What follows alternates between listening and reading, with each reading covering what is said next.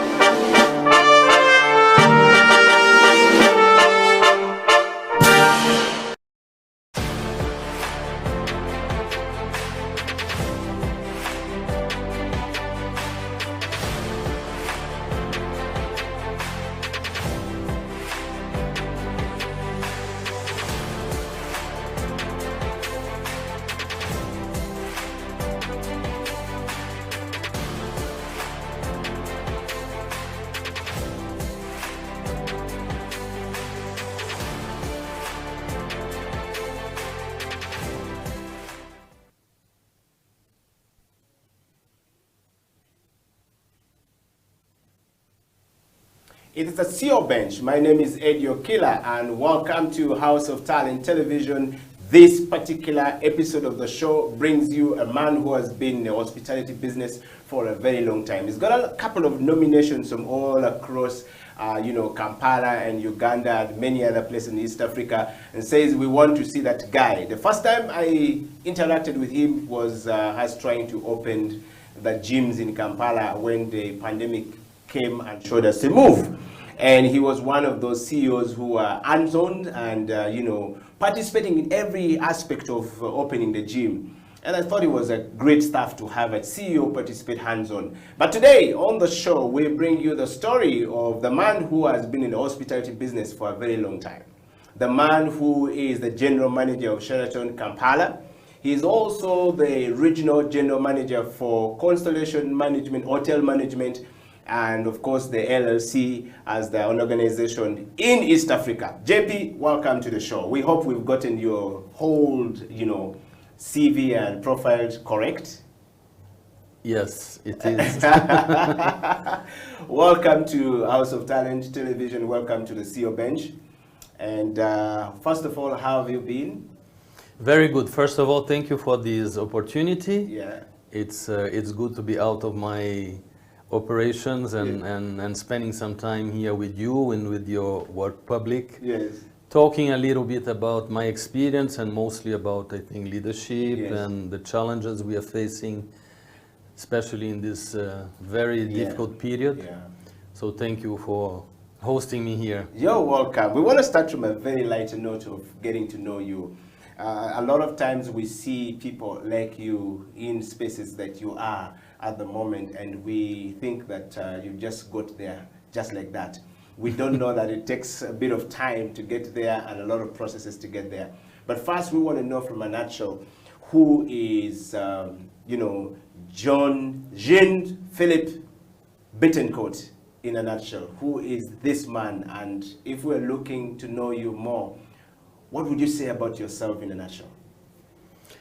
First, my name can be adapted easily. I was born in Brazil, and I grew up in Brazil. I spent 27 years of my life there. Yeah. So my name in Brazil is João Felipe. João Felipe, yes. My French side is from my mother, and most of my career being abroad, so Jean Philippe became my name. But lately it's more JP, Yes. because it's easier for everyone. Yes. Or John Philip. Yes. I'm very fine with that. But JP is nice. It's very It's cool. casual, short, cool. yeah, Yes. Yeah. So as I was saying, I was born in Brazil, in Rio, Yeah. Oh. which is we call it the wonderful city. Yes. And I really had a very beautiful and pleasant childhood and youth there. With my parents and my siblings. I have a brother and a sister. Yeah. And having two nationalities, at the same time we were brought with two cultures, and the desire, I would say the willingness to go abroad and living other experiences, Yeah. grew up with me and my brother and sister is the same. Yeah. And so I actually, in terms of career, the first target or the first choice for me was to become a diplomat. Wow. And when I finished my high school studies, I went to university and I started preparing for an important contest to apply for the diplomat school. So I did almost 3 years of economic science, Yeah. which is very broad and give you a very good knowledge, general culture Yeah. on how the economy has Yes. grown up. Yeah.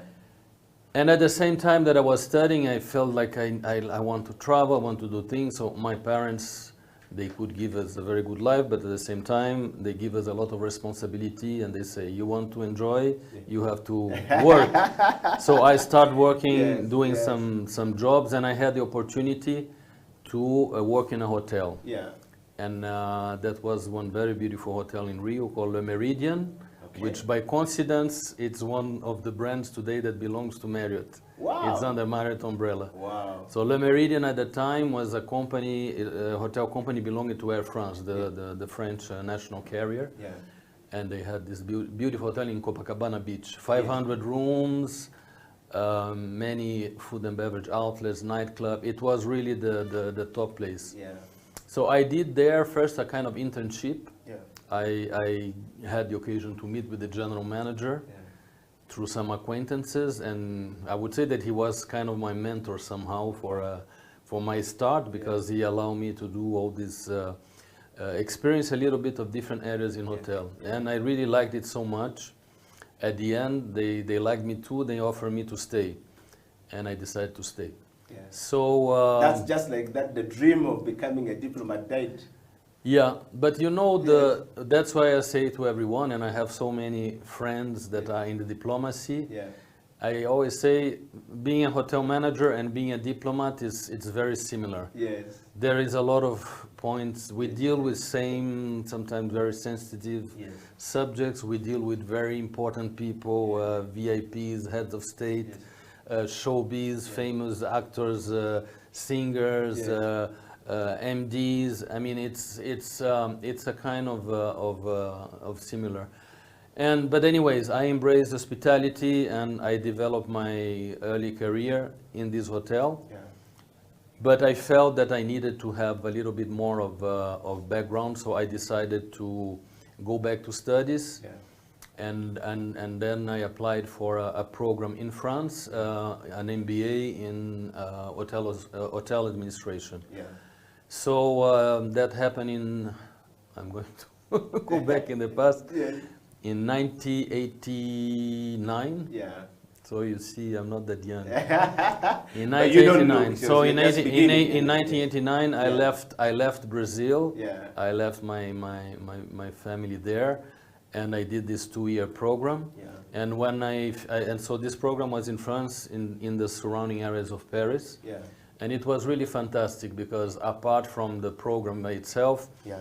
we had different nationalities. My colleagues were from different parts of the world, Yeah.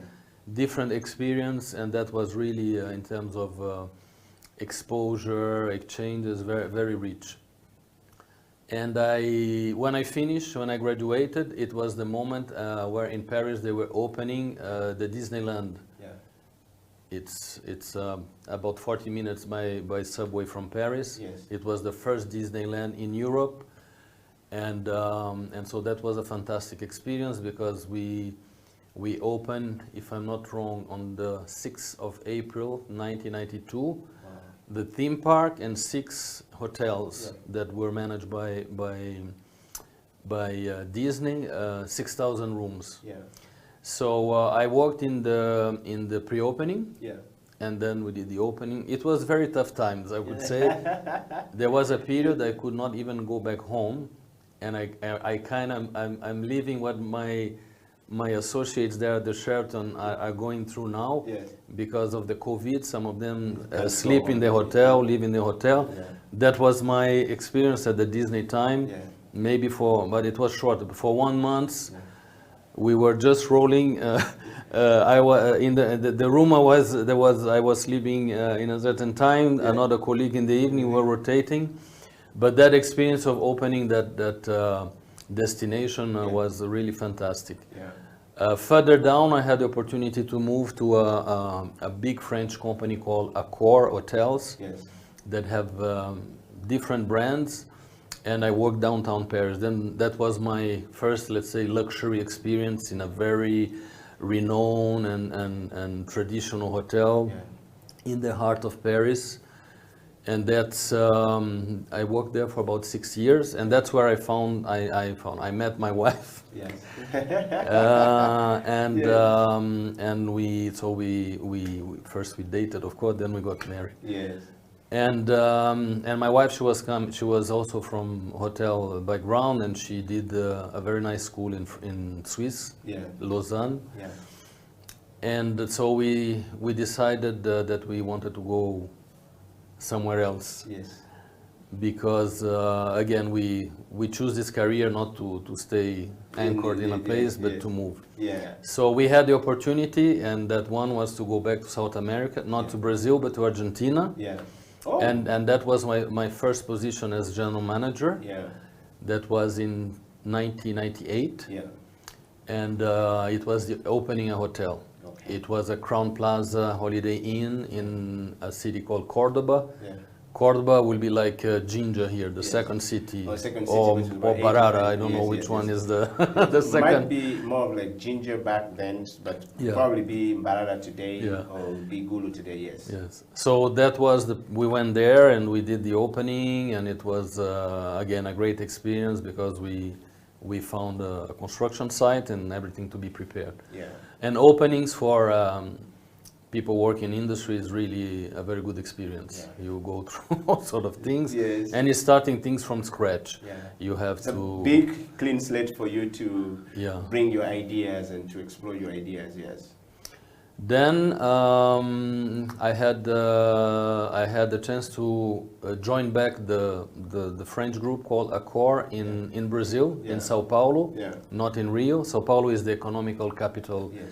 of Brazil, is the largest city, Yeah. and is a very vibrant city. Yes. And it was Sofitel São Paulo, so I went there again as a general manager, and that was also very exciting experience. It was a moment where like here in Kampala, that we are seeing so many new hotels opening. Yeah. That period there was a period that many of those big brands were developing projects, Yeah. many hotels opening, so very competitive market. And from there, then it was a big jump, and I had really, with the same company, one of my former bosses, he got a position in the Middle East, in Dubai, as a director of operations, and he invited me to do the opening of a Sofitel in Dubai. Yeah. And at that time, this was in 2005, 2006, that's what all the world started hearing about Dubai, the Burj Al Arab, Yes, all yes. these constructions going on, the Yeah. city of the future. Yeah. and for me it was like changing completely my world. Like Yes. I went there for a first visit and Yeah. for interviews, Yeah. and wow, I was really fascinated to see all these projects going on. It was still Dubai was a construction site, Yeah. nothing to do with what we see now. Yes, yes. All these big towers, the Burj Al Arab, not the Burj Al Arab, the Burj Khalifa, Burj Khalifa, yes, yes. everything was under construction, the big malls. So I moved there, and the hotel I opened, the first one was called Sofitel the Palace, Yes. was just in front of where the Burj Khalifa, the tallest tower in the world, is. Yes.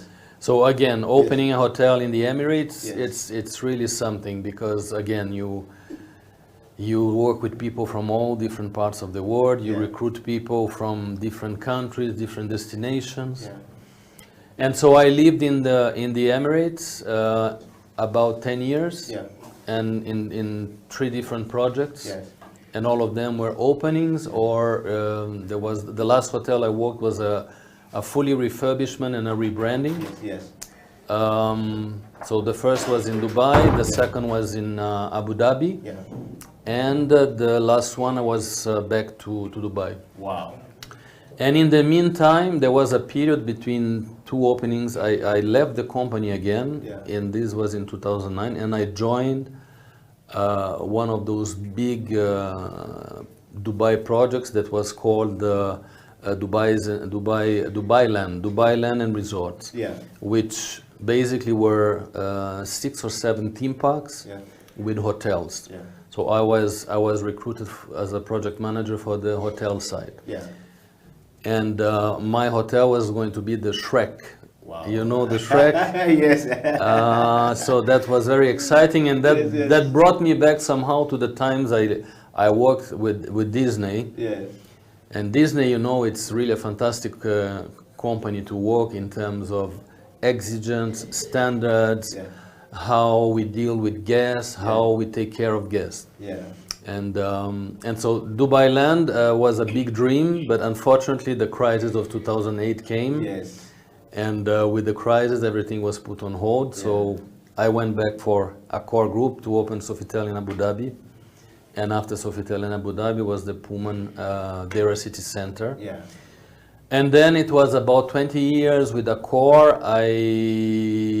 We divorced, let's say. We split apart. Things have changed in the company. These are things also that leaders must know. Yeah. There Which is what we're going to talk about at some point. there is a Change moment, management, a moment that you join. There are moments that things goes well, and Yes. there are moments that things might not be at your level of expectations. Yes, Things yes. change. So you need to know the moment when to step out and look for something else. Yes. And that's something else that came shortly after, was this beautiful adventure I'm living to work in Eastern Africa. Wow. And that's the foray into the Eastern Africa as well. Eastern Africa, and also working for Sheraton, because I really I'm very glad that opportunity came. Yes. Working for such a famous and traditional in the hospitality brand, is 8 years of existence, Yes. present all over the world. And so I started by a very tiny country in Africa called Djibouti. Yes. I know Djibouti. Yes, so I went there, and it was moving from Dubai there was a big Change of environment. cultural and Yes, environmental, shock and yes. everything, yes. But I think I have a great power of adaptation. Oh, yeah. And that's very important in not only in hospitality. I think for everyone, we Yes. need to be ready for Change. things are changing so fast, and Yes. things are so unstable that we need to be prepared. Wow. So that was a big change. It was, I was coming from that environment where in Dubai everything is possible. You just click your fingers and you get things done. Yeah. You have resources. I went to a total different reality. Yes. But I would say that I joined back a certain reality of life, and this is one of the things that for me are important, is the humanity we carry with us. Yeah. And working there was I mean, apart from the change of environment, working there was really tough. The Djiboutians are very difficult people. Yes. I compare very often them with Ugandans. Yes. Ugandans are sweet, very easygoing people. Yes. In Djibouti, you really have to fight a lot to be accepted, and that they get the trust Yes. working with you. Yeah. And anyway, the hotel had a very difficult history. I replaced a GM that was almost kicked out of the country, so the climate in the hotel was really very bad. Wow. And I think that's one of the achievements there, that I managed to gain their trust and to put things back on On track. on track. Yes. And so I really enjoyed. And actually, the Sheraton Djibouti and Sheraton Kampala and Sheraton in Addis Ababa belongs to the same owner, Yeah.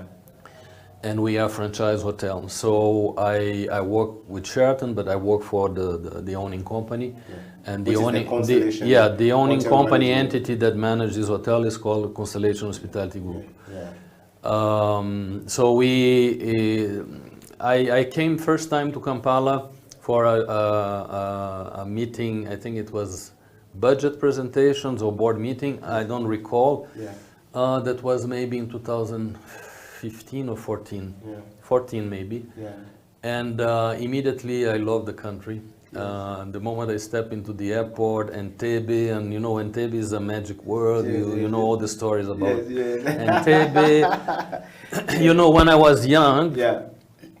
in Brazil, we used to see Idi Amin on TV Yes, and yes, all yes. things. And for me, Ugandan was, as for a lot of people, was about Idi Amin at the time. Yes, yes. But when I joined the company, I started hearing about Uganda, all the beautiful things in Uganda. So I immediately was attracted to come, and that there was that occasion, and people were very, very welcoming, and I took advantage of the few days I was here. I went to visit Jinja, the source of the Nile. Yes. And I had in mind, like, oh, one day if there is an opportunity, if they propose me, I would like to go to Kampala. Yes. And that happened maybe 1 or 2 years after. I don't remember exactly. Yeah. But when my predecessor left, that was in end of 2015. Yeah. So I was offered the position, and so I came. Wow. Wow. And I was supposed to stay 2 years, Yes. then again 2 years, Yes. and then I think the chemistry is good, and then of course the COVID crisis came, Yeah. and these are times that for the owners I think it was very important to have someone that they really trust. Yes.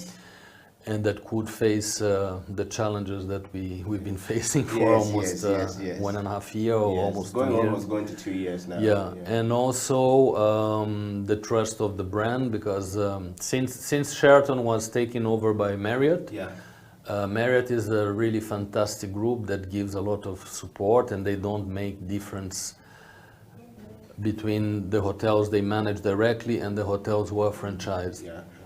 It means that we bridge the gap, have like much you said. more access to information, to training. We have people that regularly check on you. We have a lot of most of the things are done online through webinars and online sessions. The counterpart is that Marriott also put the bar higher, and we have really to make sure that we achieve certain targets. Mostly is the targets related to guest satisfaction. We have to make sure that whoever stays in the hotel rated us highly. Yes, that's very important. Based on the experience of staying in the hotel. So so that's where I am here.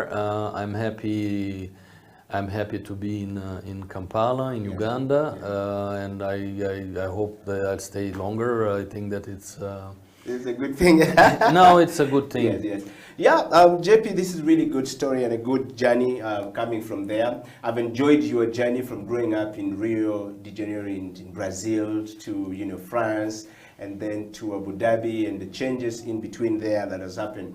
a lot of times we don't understand some of these self-leadership. And from what we're seeing here is a lot of self-leadership, picking up yourself from there and giving yourself meaning and beginning to move forward. I want us to take a break, and when we come back, we want to dive straight into your understanding of leadership. What is leadership to you? What is, leadership? What type of leadership do you use? Are you a leader? If yes, what type of a leader are you? And, from this space where you are apparently enjoying, and you've definitely lived your life the way you wanted it to be. It may have not been in a diplomacy as sitting in the embassy, riding in an embassy car, but you're still living with these people on this side of serving them in a hotel and hospitality business. Thank you very much for joining us on the CEO Bench. We're talking to the CEO, to the general manager of Sheraton Kampala, but also the regional manager for the East Africa Constellation in East Africa and East Africa operation. And of course, his name is Jean-Philippe. Of course, Bentecourt, we want to know how those names comes together. All right? Take a small break. The CEO Bench will be right back after this.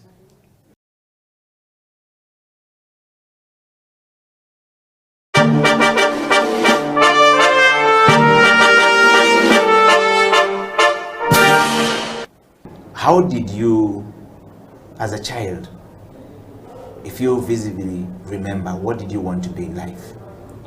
Well, if I go back, I think I looked at two things as a child. I thought about, I looked up to the skies and I'd see the stars and, see the airplanes flying over.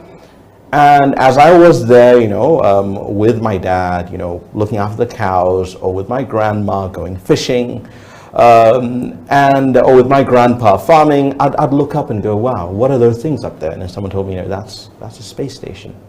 I go, okay, interesting. And what else is up there? Well, those are stars, and those are airplanes. I thought, well, it would be great, to figure out how those things work. Yeah. And so I guess that was one interesting, passion of mine as a little kid, figuring out how aerospace vehicles work. And I guess that wasn't, something which excited me a lot. Wow. You said the two things. So how did you end up there? You were fishing with your grandmother, you mentioned, and farming with your father, and grazing with your grandfather. Why were you not able to pick one of these from these, three different distinct people, and then you ended up in the things that are up in the sky with all this interest? What was the motivation like? Was somebody an aerospace engineer? Was somebody thinking about the things up, or it just came to you? It's, back then, we didn't have Wi-Fi. We didn't have mobile phones. We didn't even have phones, yes. Or television. We just had nature, and that was great, and we had stories around the campfire, around the hearth every evening. Yeah. We'd sit down and talk to each other. We lived quite close to national parks, so every now and again a lion would hop over and grab a cow and go and have supper as well. So we shared with the lion. So it was being at one with nature. But what was important in all that was allowing one's mind to imagine, allowing one's mind to run, to fly, to really go as far as one's mind could possibly go. Yeah. And if I think of looking at things from the space going down, I could still look down and figure out what's going on, on the fishing side. I could look at what's going on the farming side. I could look at what's going on the grazing side, because when you're up there, you can see everything. Yeah. But it also helps you appreciate how special the earth is. Yeah. And yeah, so that's I'm most grateful for that natural environment that any kid in a rural village in Uganda or any other part of Africa right now has, that where you see every star, and I believe there is something special about that.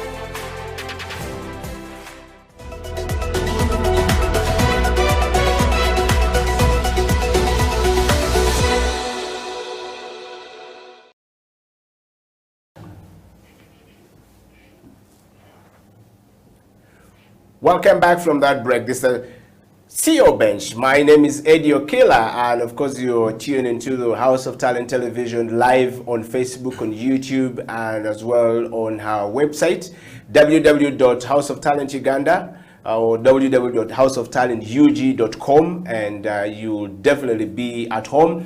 We are talking to Jean-Philippe Bintecourt, who is the General Manager of Sheraton Kampala, as well as the Regional Manager for Constellation Management Group of hotels in East Africa. Jean, welcome back to the show.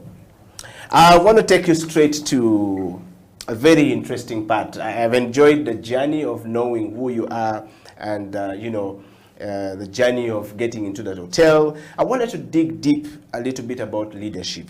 And I want to take from this point of view, the transformational leadership approach and leadership abilities often defines the personal level of effectiveness. And we looked at this from a point of how do they manage change? How do they manage people? How do they lead self? How do they lead the people they're working with? How do they manage the brand that they work for? So we want to know from you your leadership journey. But first we want to start from what is leadership to you, JP? So for me, the leadership, I would say there are different components, but the most important is the art of knowing people. Yeah. How you know your clients, how you know your associates, your colleagues, and all the different stakeholders that are part of the business. How you know your bosses, your investors, how you know the key people that bring you business, the key relationship you must have in the market in order to make sure that thing goes smooth. Yeah. So I think this requires an openness of mindset. Yes. And I would say that for me, the fact again that I have two cultures, I live in different places, it helps a lot. Okay. You find similarities, of course. If I see how Ugandans are and how Brazilians are, they are not totally alike, but there are a lot of similarities. Yes. If I see how a French person is, or a German, or an American, they are very different. Yes. And difficult people to manage. I know by the French side because I have my French family. I worked in France. I worked with French companies. Yes. So I learned how to deal with this. Yes. And so it's and now especially this past years working for Sheraton Group, it's more like Anglo-Saxon approach of hospitality. Yes. So this also, so all these dimensions are very important. So it's knowing people, knowing the culture, the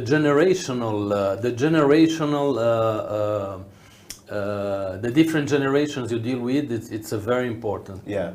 It became more and more because the gap between generations have changed. Yeah. I would say, or I mean, people that analyze the market trends, how things go. Before, a generation gap would be 10 years. Yes. Now it's shorter. Yeah. It's, I don't know, maybe it's 5 years. I don't have it in mind, but it's something it's about close 3 to 5 years, 10 years. Yeah. And but this is a beauty also how to deal with the young generations. Yeah. Because they are so different from you in many aspects, and they are the ones who are going to lead the world tomorrow. Yes. So you cannot ignore that they have their way of thinking, their way of working. They are all into the digital world. They are faster than you. They know how to use those things much. They have that power of capturing. Yes. In my life, I started using computer. I was already working in that hotel, the Meridian. Yes. When I joined Meridian Hotel, is when we worked manually. Yes. We were counting reservations, counting room nights to make forecast. Then the not the digital but the computerized system Came in, yes. So that's where I started using computers. Wow. When I did my MBA, I had the first Macintosh, Yes. which was the initial one, you know, that Apple, Yes, yes, Apple yes. one. The Apple one, Yeah. yes, which was this huge. That yes, box yes, yes. and very small Screen, screen. yes. And when you know now, With when the concave screen, yes, when you yes. explain those things to the young, Yes. so you see things have changed Yes. a lot. Yeah. So fast, and so you have to catch up with that. Yeah. with So the it's time. part about, it's also a question, the other key component of leadership is yes. about the change. Yes. You have to change. If Yeah. you stay in the past, Yeah. if you stay behind, you you are done. Yeah. So I think this is also one very important component. Wow. And knowing people is understanding them. Yeah. It's you have to try to put yourself on people's shoes. That's a very important concept. Yes. And sometimes I deal with situations that can be related to a guest, an account, or an associate of mine. Yeah. I need to try to understand why that person is behaving like that. Yeah. What is behind his attitude Yeah. or the way he's performing. Yeah. And I wouldn't say that, I cannot say I am not perfect on that, but at least I take that very much into consideration Yeah. on my daily Yeah. work, Yeah. how to try to understand people. Yeah. Wow. JP, you mentioned something very important when you were talking. You talked about change and managing change as a leader.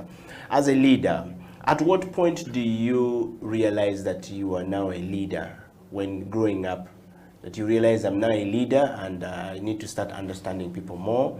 Because you said you spend a lot more time understanding people as part of your day than, you know, dealing with people. Because if you understand them well, then you'll be able to deal with them the best way possible. So at what point did you realize that you were becoming a leader, when you can talk about self-leadership? And what is self-leadership for you? I would say that I always took things in a very responsible way.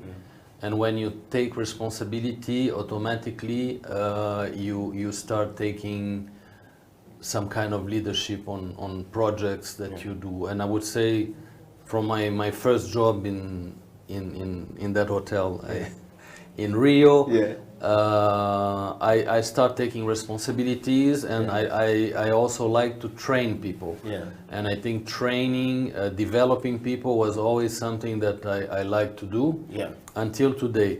I would say that one of my best rewards is when I see someone from the ground, Yes. young and without too much experience, then we can see that person growing and developing his skills and moving to his career. Yeah. And showing him a vision, a possibility of him becoming also a great leader. Yeah. So I think these are the components that I wouldn't say that I know I am a leader. I think that came naturally somehow, and there was appreciation from my bosses that also say, this guy is doing well with job, we need him in that position. Yeah. Because leader also is about, you need to fit in a certain position, Yeah. you need to take that responsibility and deliver what is assigned to you. Yeah. There is also important components about integrity, and this is how people trust you, what you're doing. And for me, it was always very important that people trust on me. Yeah. And sometimes, unfortunately, I didn't have such good bosses. You know that movie? There is a movie called Horrible Boss. Horrible Boss, yes, yes. I think we all go sometimes through that. I hope I'm not a horrible boss. Yes. I mean, you cannot please everyone, but I know that I had some horrible bosses that really put me down, undermined me, but I always manage rebounding and finding in the bottom of myself my strength to say, I'm not so bad, I'm sure I'm doing good things. Yes. But then communication is also one of the key factors in leadership. How you communicate, how you make sure people understand your vision, where you want to go through. And this is a challenge I have every day, but it's a human challenge. And then also because there are gaps in terms of background, of culture. We, like for me, English is not my first language, so sometimes I might use, I don't know, different a languages. certain way of speaking that people might not understand exactly what I mean. So communication barriers can be one of the factors that disturbs a lot in your daily leadership. But it's always good to find a moment and talk with people and see, is there a problem? Is that something that I did wrong? Is that something that I could be clear?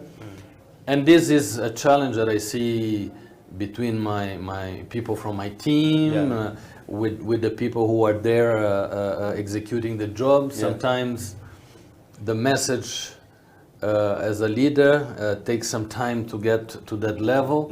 So I try to have a direct relationship with everyone. I don't like creating too much barriers. I am the super boss. My office, nobody comes in. I mean, if I am available, please come to talk to me. And I try a lot to be on the floor, on the ground, walking around, talking with people. I don't like to be perceived as a difficult person to reach, because I don't have any pretension to be. So my people, they know, but sometimes they are still shy. There is something about the Ugandan culture, which is this respect of the authority of the elder, that I try to break a little bit, because I say, I'm a human as you. I went through your age. I went through a lot of things. Went through, so feel free to share. Whatever you have. And so this is again the communication, those different levels. It's something that we have to be much more easy nowadays. You know. In order to make things happen, in order to make sure that people federate to a project, a strategy, you cannot have too much, because things goes too fast. We cannot complicate things. I want to talk to you, JP, very slightly about that part. Leadership in hotel management. The hotel management in the African continent, not most of them have gotten some of these key elements that you're talking about.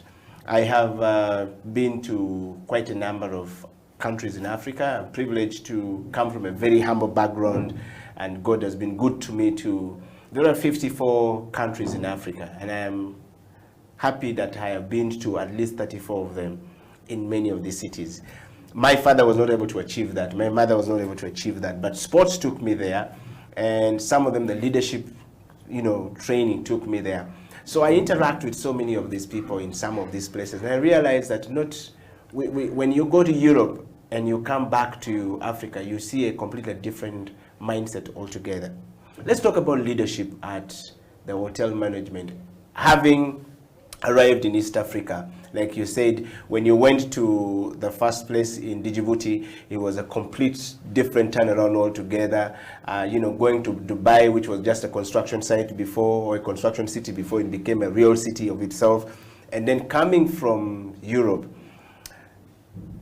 What has been the leadership journey in the hotel management, and how would you advise a person who is watching the show here, who is a guy in Karamoja with a very small, tiny hotel or a big hotel, is not at your level, and it's going to take a lot of time to get to your level, but they're looking forward to try and learn a thing or two from you on the show today? I think one of the key elements is to know the future is here. It's not the in past. Europe. I myself, if tomorrow they offer me to work back in Europe, I don't want it. I mean, it's challenging. There is a lot of constraints in Africa, or even in my continent, South America. It's still a lot to be done. There is a lot of possibility, less rules, less barriers. I know how things are in Europe. You cannot do whatever you want. So for young people here, you need to trust in your continent. You need to trust in I know sometimes it's difficult, and I talk about this with my guys, because sometimes they feel discouraged because of what we're living now. I say, guys, this is I wouldn't say it's a temporary thing, Yeah. but we are going to learn how to live with the COVID and the vaccines and all that is Yes. going through. Yeah. Life will not, I don't think life will be back to what it was in the past, but it's going to change and we will adapt. Yeah. And so they have to still keep hoping, investing in training, in learning. I think this is very important. Yeah. Training and learning. Yes. If there is an opportunity to do it, please embrace it. Yeah. I'm proud to say that in our company, being part of Marriott, there is really a fantastic system that allow people to learn, to take trainings, online trainings. Yeah. Most of them are online trainings. Yeah. I have a very good department of HR with the learning and development side. My director of HR, she's a very qualified person, and she was trained by Marriott, and she's a Ugandan, and I always use her as a reference. Yes. My Aisha there, Yes. she went abroad. She probably had very difficult times in UK. Yes. She worked there. She came back with her background. I don't remember exactly the whole thing, but she ended up in Marriott. She Yeah. did the opening of the JW Marriott in Dubai. Wow. Those two towers. It's Yes. the tallest hotel in the world, by Yes. the way. And she always tell and share the stories with our associates about how exigent was. Yeah. Then she had the opportunity to do the opening here in Kigali, Yeah. where we have a Marriott. Yeah. And then she wanted to come back home, so there was an opportunity, Yes, and for her to- I'm very glad that we recruited her. Yeah. So I think she is a very good example. She comes from a very humble background. She is a woman. She has 4 kids now. Yes. She has to manage the family life. Yes. She has a farm. So it's a beautiful example. Yeah. And there are other people in my team, but Yes. I have my director of sales and marketing, Jackie, who started in Sheraton Kampala as a trainee after Yes. her, she did journalism. Yes. And today she is the director of sales and marketing because she had passion, because having passion is very important, the Yes. passion for what you do. Yes. Yes. She developed her career, she Yes. had opportunity, she had difficult moments, yes, everyone has, but Yeah. she's there. Yeah. She had a beautiful family with 3 kids, and she's going through, for sales and marketing, this period Yes. is so difficult because there were times they were saying to me, I have no one to call, nobody's in the offices, I have no Yes. place to visit Yes, before yes. our home. Yes. But This then- is during the lockdown. during the lockdown. So we drive all her potential Yes. to the digital. So we developed so many nice things in trying to do business digitally, and especially in the food and beverage area, and with all the trends we have now, Yes. digital conferences and working remotely. Yes. And in the F&B, the takeaways, the Yes. deliveries, so that was where we are. But just about, there are people that succeed, but you need to have determination, you have to have passion, you have not to give up, Yeah. and find someone that can mentor you and guide you. I think that's very important because there is that moment always when people feel down, that Yeah. is someone that can give you a boost. Yes. And and I would say that I'm talking about my Ugandan rep, but in every part of Africa, I think it's the same. Yeah. The possibilities are there. Yeah. It's a beautiful continent. A lot of things to being built. Yeah. The tourism to develop Yeah. with all the attractions Yeah. and the cultural experience. We can talk about the business side too. The cities are developing, the business is developing. Yeah. People from other places are interested in investing here. Yeah. One very important sector is the what we call MICE, meetings, Yeah. incentives, Yeah. conferences and exhibitions. Yes. It's maybe a little bit now difficult because of the limited number of people, but it will come back. Yeah.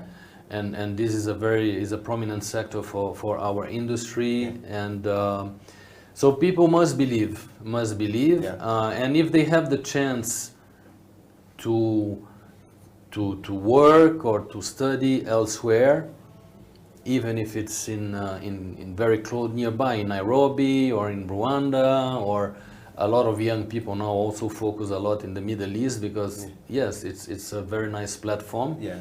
Sometimes when I see someone comes to me, boss, I'm leaving, I got an opportunity in Dubai. Yeah. I ask, is it a good one? Is it a reliable one? Yeah. Go for it. Even if sometimes leaving there it's tough. Yeah. I know that one of the first motivations is about money, but it's very important. And you see so many young kids that went to Dubai, worked, and bring a lot of good experience and come back in entrepreneurial positions, starts a business. So I think that it's hard, it's tough, it requires a lot of, again, strength, but it's feasible. Wow. JP, we're going to take a break, but when we come back, we want you to dig deeper into change management. How do I change from one place to the next place?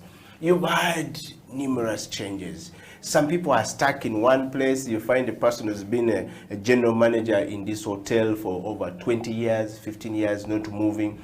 But you said you have been moving from the day one when you ended up into the hotel business. You've been moving and you've worked in different places. The experience, of course, speak volume from where you are. And we want you to share that on change management and how can we change, particularly from the hotel side of business.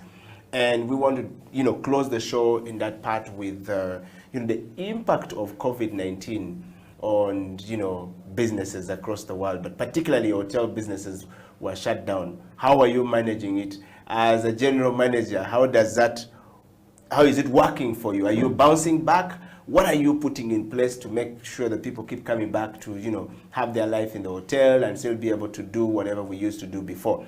We'll do that after the break. And of course, you're joining me on this discussion with the general manager of Sheraton Kampala, but also the regional manager for Constellation Group of Hotel Management, LLC.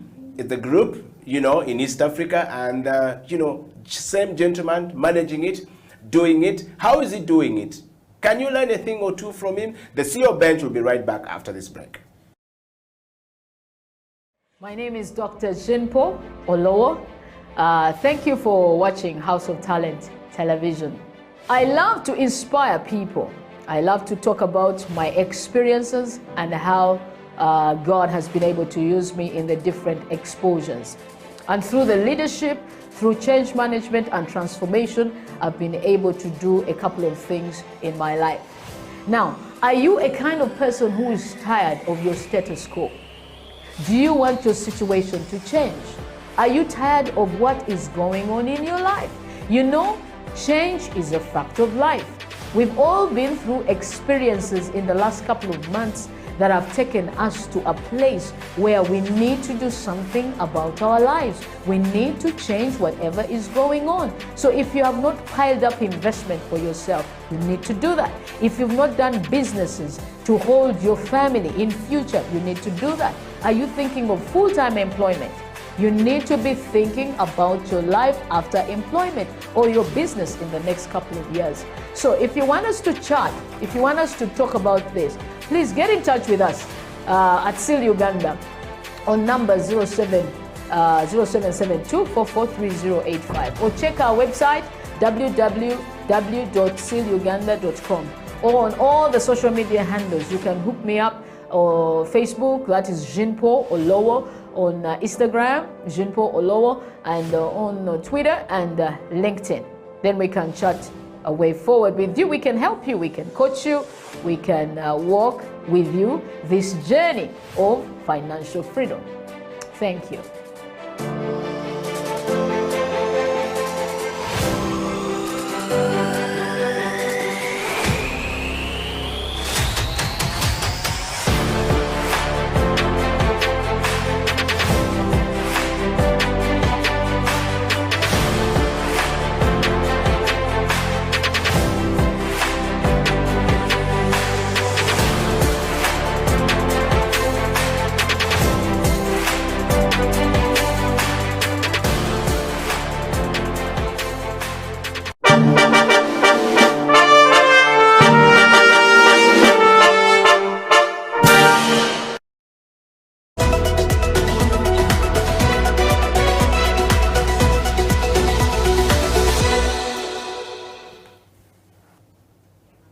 Welcome back from the break. This is the CEO Bench. My name is Eddie Okila, and my guest this particular show, or on this particular show, is the general manager of Sheraton Kampala. Sheraton Kampala, back in the days, was known as the Apollo Hotel, owned by, the government of Uganda back in the days. And later on, management changed hands when privatization came in. And JP is the man at the helm of leadership at Sheraton Kampala, but also managing other, hotels across East Africa as the general manager for Constellation Hotel Management LLC. JP, welcome back to the show. We will maintain the JP for, for everyone. Yes. But the real name is actually Jean-Philippe Bittencourt, and let's talk about the name first of all. The name sounds nice. I love your name, Bittencourt. What does it mean? In Africa, we have names and the meanings behind the names given. Yeah, there is a Bittencourt is an old name. It's my father's name. My father was Brazilian, 100%. Yes.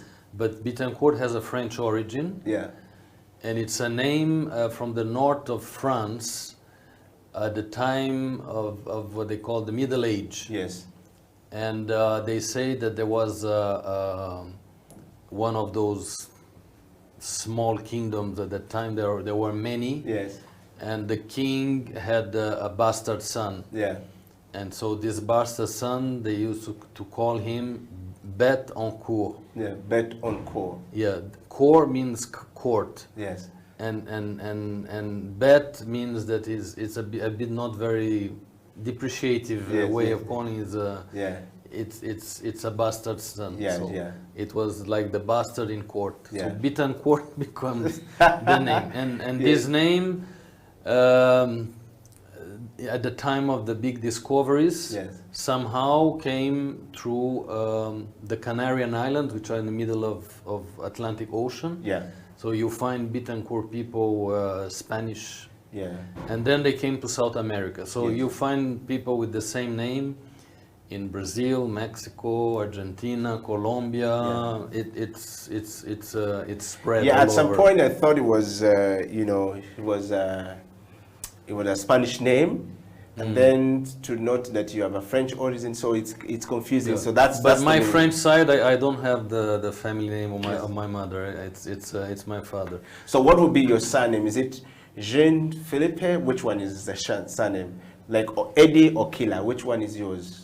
No, my Okila is Bittencourt. Yes. Ah, okay. Jean Philippe is my Christian name, is my baptism name. Okay. Like people. All right. So welcome back to that. So it's good to know that there is that human side normally, and to understand the culture from there. It's a very important part of life, because you're in the hospitality business. But welcome back to the program. We want to talk about change management in hotel management. Hotel and hospitality have seen a lot of things change. So many people, there's the coming of the Airbnb came a little bit disrupted the real hotel business, sort of the traditional business running. You see COVID coming in there immediately and knocking everything off and putting everybody off track 1.5 years down the road. And you said COVID came in just when you're about to finish your 2 years, or the next year. You're supposed to be here for 2 years, and the 2 years extended. Perhaps COVID has given you a much more extension, but there's something we want to pick from there. What informed the decision of the business owners to say, no, let him first stay? And you said the brand needed somebody of a certain caliber. How do you manage this change? How have you been able to manage change from all these areas all the way to Kampala? If I want to learn something from you and I'm trying to change from one place to the next, what should I do? Looking at you speaking to us right now.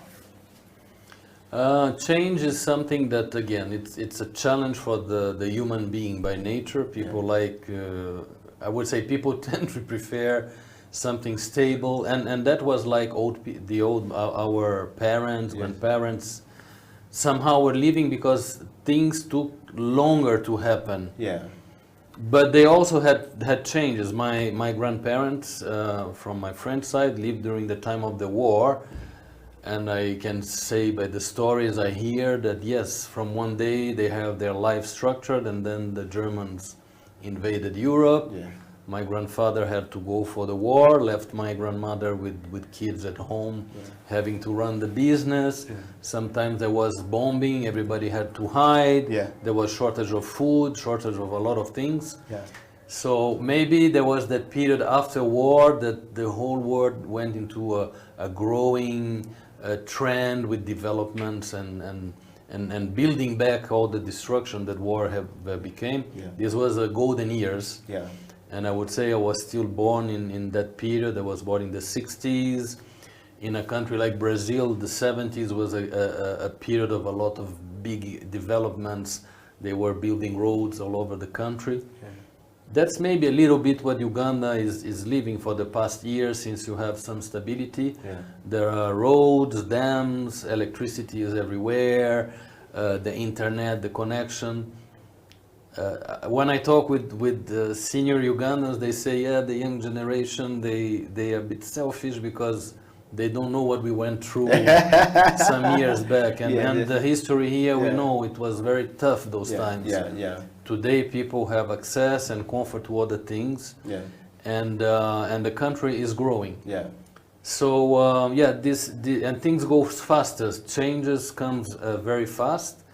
The COVID is a big example and experience of changing. Yeah. We were working in a certain way. We had a market. We had clients. We were spoiled. Yeah. And suddenly, Yes. everything was down. I mean, I remember the day that I saw my last clients leaving Uganda because they were afraid to get stuck here, and I found that hotel like empty, like a desert. Wow. What do I This do? is Sheraton Kampala. Yeah, Sheraton Kampala. What shall I do? I have 400 employees. What I do with them? Wow. I have to keep maintaining the place.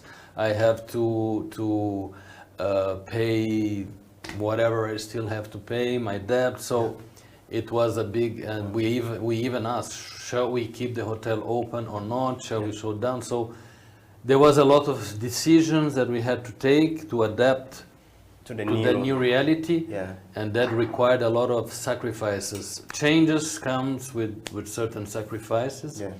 and I thank my team, my dear associates, that they have responded to that in a very resilient mode. And I would say that resilience is still a very important term these days. Yeah. If we wanted to survive, if we wanted to keep active, alive, we needed to be resilient, Yeah. and we needed to adapt to those changes. But working as a team, working together, communicating well, I would say explaining things how they are, it was a key thing. Okay. So the whole COVID period was really a change, a big change. I think is one of the biggest change I have gone through. In your Yeah, life, I mean, okay, I changed from countries, I changed from continents. Yeah, there was important, but now this change and still how it affect our lives. Yeah. The way we behave, we need to have these masks everywhere, we need to be sanitizing, washing hands, we need to, if we want to travel, we need to do the testing, and the vaccinations are there, and a lot of questions about the vaccinations, which one should I take? Which one should I not Yeah, take? so it's the whole world went through a major changing, and we as human beings, I think, we are going through it because we have no other choice, but sometimes I think a little bit, wow, my God, I get a bit shocked sometimes about how many things are ongoing. Yeah. And then it's the thought about what is the future, how will be the future, how we project ourselves in 5-10 years. Yeah. That's something also important in leadership, how you see the future. If you have to take the past in consideration, you have to manage the present, but most of all, you need to look into the future. Yeah. How the future will be, anticipate somehow things, get ready for it, learn from the mistakes, learn from the experiences, And I think we need always to see the future with optimism and say things are going to be better. Yeah. And be ambitious. Like for me, my ambition here is that once we get out of this crisis, that we can balance a little bit better our finance, that we go back to the project. We have a wonderful project of renovation for the hotel. Yeah. Everything was ready, the designs, the credit facilities to start. And COVID came and everything was put on hold. Wow. And that for me was one of my, I would say, it will be one of my accomplishments if I see at least part of the hotel renovated. Yeah. Because we need to face the new reality, the new competition. There are many new hotels still Coming up, yeah. under construction. Yeah. And that will open in 2-3 years. Yes. Sheraton has to be ready for that. I would say that we have excellency and a very good service because of all the trainings and the engagement of people with the brand. Yeah. But we know the product has also to evolve. Yeah. So these renovations are expected. I hope that next year we can start doing, even with the crisis we're going through, we have managed to do a few things. We have our restaurant Seven Seas, which is going through a refurbishment that was needed. We might be reopening it in a couple of weeks. Okay, so all of this started during the lockdown situation. JP, let's talk about pressure from you as a leader. As a general manager, you not only manage the operation in Uganda, you manage the operation in East Africa. I mean, Uganda was one of those places that received high amount of pressure when we went into a lockdown. What happened to the other operation? How were you able to pull through from those other operations and the challenges that the operations came with during this COVID? How were you able to manage it? Yeah, each property from the group went through the same challenges, but each market, of course, is different and recovers in a different pace. Some of the hotels are kind of doing better because of the environment they have, and also the resources that are available. But I would say that in overall, I mean the whole region, it's coming out of this second wave now. Yeah. And I hope that there won't be another. Wave, yes. So things are improving. Okay. I think the process is to. The important is to keep the contact, to keep very attentive what's happening in each different market, and to look for opportunities, business opportunities. Yeah. Some markets can support better each other in a due time. Yeah. Today is somehow a moment that we ask all to support us. Yeah. The countries that are already moving on to more normal times, making sure that people don't have that image, okay, Uganda is still difficult to come. Yeah. We have a few challenges that we are still facing here, especially at the airport in Entebbe. Yeah. I think that this week was very rich in discussions, and also the tourism sector was very mobilized to try to obtain a deal that is not so painful and for the travelers that come to Uganda, either for tourism or for business. Yeah. Definitely, we need to make sure that whoever comes to Uganda have done his test. If they are vaccinated, is better. But we have to be careful also not to create an environment there at arrival that people feel uncomfortable, and it's long, it takes hours to be released. So it's after a long trip, it's very painful. Yeah.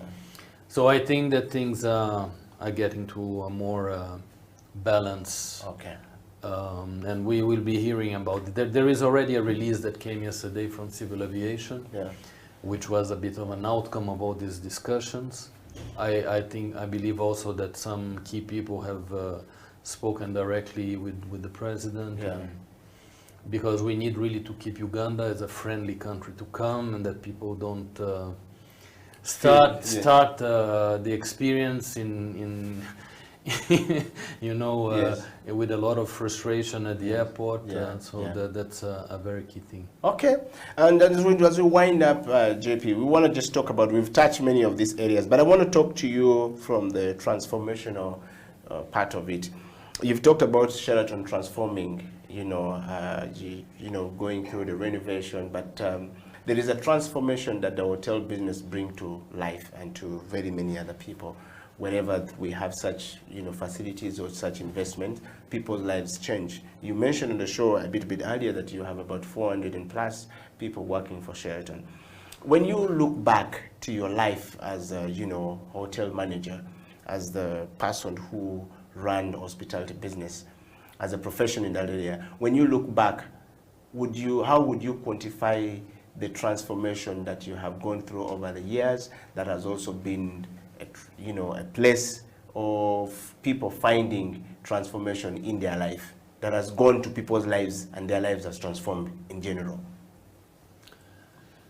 Definitely, each of the experience that I went through added something to me as a professional, but also as a person. Yeah.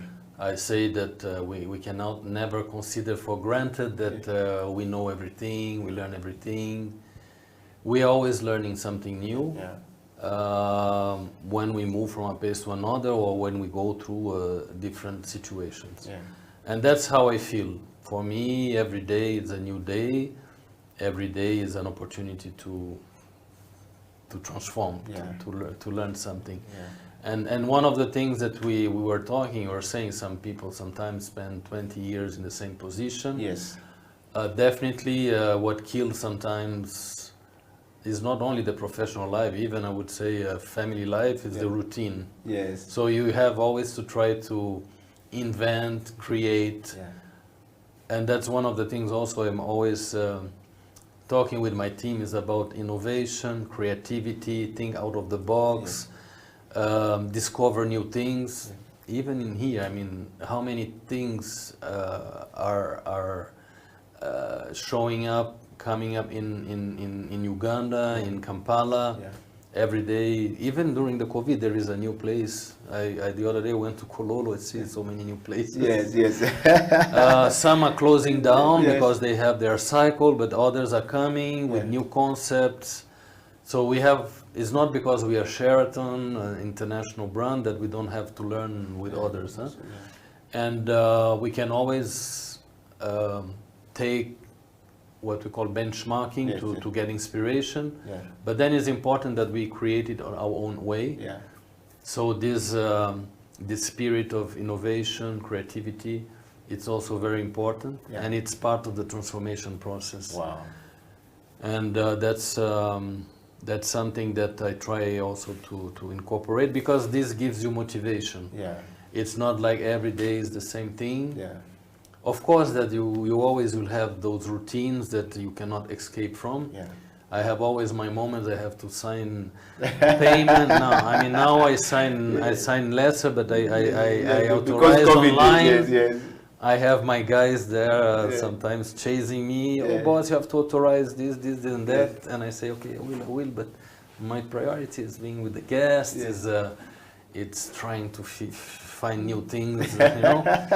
But yes, you have those routines that you have to go through. Yeah. But it's important to give sometimes also for that funny side of of you. if you know, when we talk about passion, and it's also, you need to feel the pleasure of what you do. Yes. If you do something that you don't like, if you do something because you're obliged to, Yeah.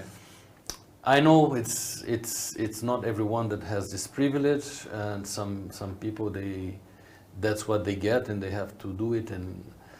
But I wouldn't say that my job is always the how you call the bed of roses. Yes. But it's because I take pleasure, because it gives me something in return, that I'm doing this, and I hope God gives me strength to continue doing this for some more years. Wow. until the time that we'll have to step down. Wow. Well, we're talking to Jean, and of course, JP is the general manager of Sheraton Kampala, and of course, the regional manager for East Africa Constellation Hotel Management LLC, as it is known. It's a group of companies, just so you know. JP, thank you very much for coming to the show. But one more question: how do you balance your work life and family? Yeah, that I'm not very good into that. I would say that sometimes I have to give more time for myself and for the family. Yeah. Hospitality is very challenging for all of us working because it's a lot of it's 24 hours, 365 days, but still you need to find time.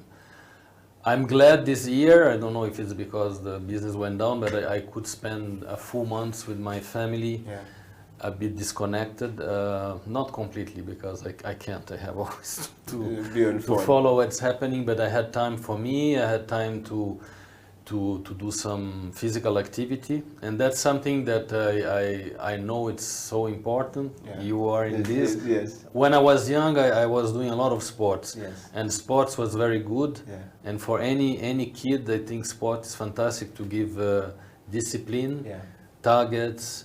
I used to swim a lot. I used to do rowing. Yeah. And I was part of a team. We were competing, and that was very intense training. Yeah. Then, with time, I have relaxed a bit in keeping physical activity. I always try to do something. Yeah. And it's very important because you feel much better.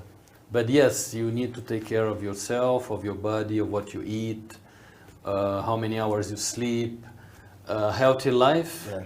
But also not at the extent that if you like to have some fun sometimes, to drink a little bit with your friends. I mean, in hospitality is also about the passion I have for food, and I like good wines, a good whiskey, in a moderate way. Yes.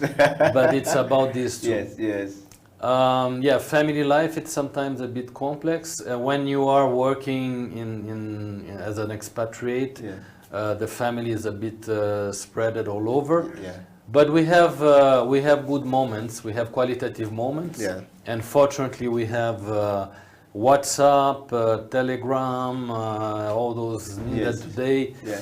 You can at any time reach someone and spend some time with a talk. Yeah. But yes, balancing life is. I'm not very good on that. I'm not a very good example, but I'm trying. Okay. My HR, if she's listening to that, she might be laughing. Yes, and finally, your wife also works in the. You said your wife has a background in the hotel management. She does do the same thing. Are you guys in the same company? How do you manage to work to marry a person within the same area where you work, and still continue with the family to this level? I mean, what's work balancing these things? Because sometimes it's not very easy for people who are in the hospitality business. Yeah. Particularly at your level. Yeah, we worked together for a certain number of years. Yes. It was not always easy. Yes. Then we were working in the same company, but with different assignments. That was okay. Yeah. And when I came to Africa, she had a very good job offer there in the Middle East. Yeah. So my wife lives in Dubai, and she's not in the operations, but she's in what we call e-commerce. Yes. She managed the online business for a big hotel group. Okay. And she's successful. So we try to see each other every 2 months. Okay. And during holidays, of course. Okay. And the children? We don't have direct children, but we have a boy that is our nephew, but we take care of him. Okay. And but he's preparing his exams to university now, so he's in France. So they live with the mother or lives with you here? No, he's now with the grandparents in France. In France. Yeah. Okay. Well, now we wanted to just touch base on that. Sometimes people think that you general managers are, superhumans. You're not. You don't have a life to live every single day besides the work. because we see you in a tie, we see you signing things. We don't know that you have a life to live, but you've given us a space to actually understand, that you have a life and the things you do every single day. JP, we've come to the end of the show. Yeah. We are using less ties now, huh? Especially on Fridays. Why? It's a trend somehow. When you have official events and things, you put back the tie. But more and more in the hospitality, GMs, all the people working in sales and marketing, it's a bit more relaxed. Yes. It's a trend. Okay. So that you don't have that the seriousness that comes with it all the time. So I try to combine that. And your final word to those who nominated you, what are you looking for 20 years, 50 years from now when you're finally out of Uganda? What you be looking forward to? What would you like as your legacy, that when you leave, they will say, once upon a time, there's a man called Jean-Philippe Bentecourt who was a general manager of Sheraton Kampala? Well, that's definitely something that it's very somehow important. Sometimes I think what these people will remind of me when maybe they will be in my position, or if someone say, oh yes, finally I remember that GM, I learned. The young, sometimes they don't see immediately that effect. Yeah. And I know by my experience, I had a very tough general manager that I remember sometimes I feel like crying because he gave me very hard times. Yes. But I end up like having not only respect for him, but affection. And still sometimes, he's kind of old now, but sometimes I send always a message for Christmas. But he had a big impact in my career. Yeah. But he was tough. Yeah. Sometimes I have to be tough with my kids. Sometimes they learn how to deal with me, but they know that I am very exigent. I'm very detail oriented. I'm very guest oriented. When there is an issue with the guest, I feel frustrated. And but I hope that from what the examples, the walk, the talk, or whatever that I can transmit to them, that one day they will remember myself, and especially I think the ones that will progress in their careers. And it's difficult to project myself in 20 years. Why? You're living a healthy life. Yes. But as I say, the world changed so much. Where will I be? We have a plan with my wife where to retire or to settle down one day. We have a nice place in the south of France, which is a very good region with very good weather. And but I hope that I will still be coming here to Uganda once in a while. I don't know, maybe after a career in the operation, I will go to what most of people that acquire a lot of experience and knowledge to some kind of consultancy. I think that if I have this opportunity for the rest of my life until I'm really capable of being a resource or supportive, or I can help some projects, development, training people, guiding people, I'll be. I don't see myself like staying home doing nothing. Or I feel that I will always need to have some occupancy. I don't have that. I know in Uganda and in Brazil it's not like that, because people feel that they have to work until very late. But in countries like in France, in Europe, people think, oh, I'm going to retire and this is it. I'm going to live now enjoying life or doing some social work. I don't see me fitting in that. I want to keep being active and doing things that are meaningful. Wow. Well, JP, thank you very much for coming to the program today. We really appreciate to have you on the program. Thanks to the public. I hope that I was I was useful, or that I could pass good messages, and I am available for questions. You can go through you, or if anyone wants to. If you have a question, we definitely want you to write. We can sample one or two questions as we go. I want to just say this. Eddie Okyila, thank you very much for bringing that gentleman to the show. I am a person who goes to Sheraton for breakfast normally every Sunday, but COVID came and hit us hard. We no longer enjoy what we used to have. Well, I mean, we've never really locked down completely, especially the breakfast. Yes. We are open there same I think hours. I think it's because they were locked down at home. Movement was a problem. No, Yes, but yes. we are fully operational. Yeah. And on Sundays, not only we have the breakfast, but we have the very nice brunch. Yeah. And which is very nice for families, for the kids. They can go to the pool. The parents enjoy the food. Yes. There is good entertainment. Yeah. There are some activities for the kids. And even now on Saturdays, and it's being very successful. Yeah. We have what we call the Splash Saturday at the pool of Sheraton, where there is a lot of activities for the kids, Yes. some barbecue. Yeah. Mothers are loving it because the kids are busy and they can enjoy just Yes. they talk with each other. Yes, and do other things. Yes. Wow. Okay. Eddie Okyila, thank you very much. I live and work in Europe. I'm glad to hear that Sheraton is taking shape and that Marriott is taking over. At some point, Sheraton was becoming a pain. When you look back in the days, the glories that were gone, but I've seen the general manager saying the renovations happening. I had my wedding at Sheraton, and it was a bit disappointing some years back, and yet I grew up as a boy who used to, enjoy going to Sheraton. Oh, that's So, nice. yeah, so... No, so it's there for you- sure yeah. that Sheraton, there was, and that's from the feedback I've heard, Yeah. went through a phase that the quality of service, the guest satisfaction was not at the top. Sometimes I hear, oh yes, Sheraton is not a good place to go anymore. Yeah. Maybe they were living in their glories. I don't know why. What I know is that since I came and with my team, because for me the team, if I don't have a good team, I yes. cannot do anything. Yeah. But we have brought back the hotel to a level that I think, from the feedbacks I receive from the market, Yes. from guests, Yes.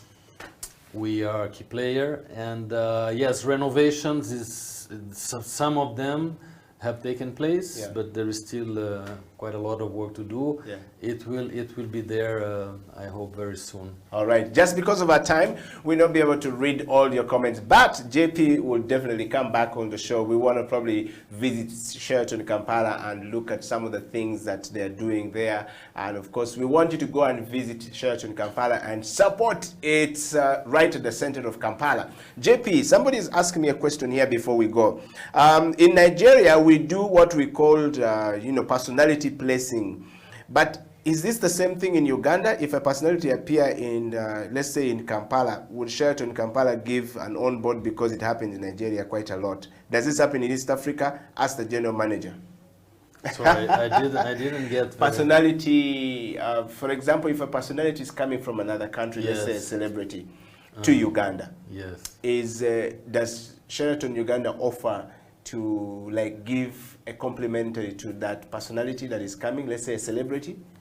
Yeah, well, we have a certain number of partnerships Yes. with, different, promoters. Yes. It depends, of course. It has to be a win-win situation. Yes, yes. If there is, a megastar coming to Uganda, that will generate media for us. Yes. That will generate attention. Definitely, we can work something out. Wow, wow. Well, there they have it, and we want to say thank you very much. JP, thank you very much for coming to the show. We're going to have to bonga Thank you. and say goodbye to all of you guys, and thank you very much for being a part of the, CEO Bench growing bigger and better. Until next week, we want to say goodbye, and Eddie Okyila, Jean-Philippe Bintecourt, General Manager of Sheraton, signing out.